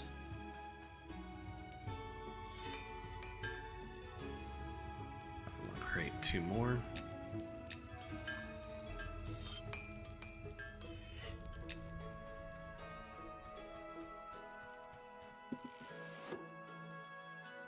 We definitely need to wool a lot more cloth.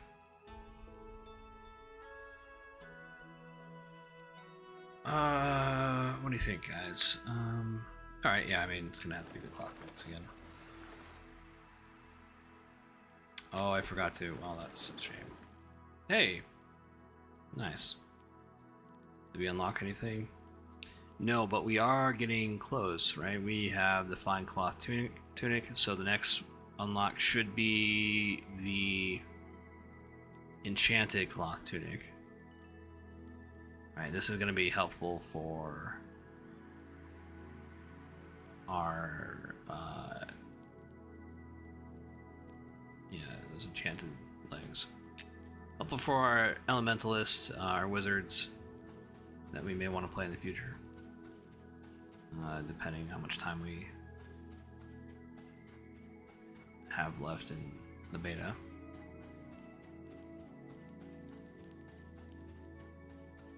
But still, I mean, yeah, so we got a full stack of 20, so we mean...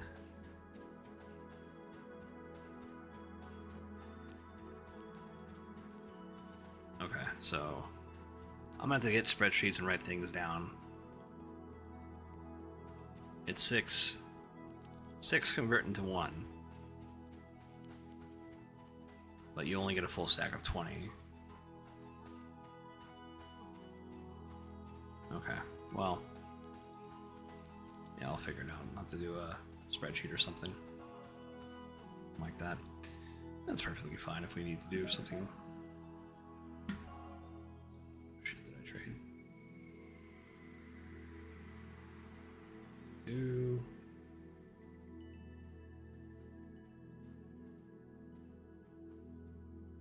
Yeah, I think I did.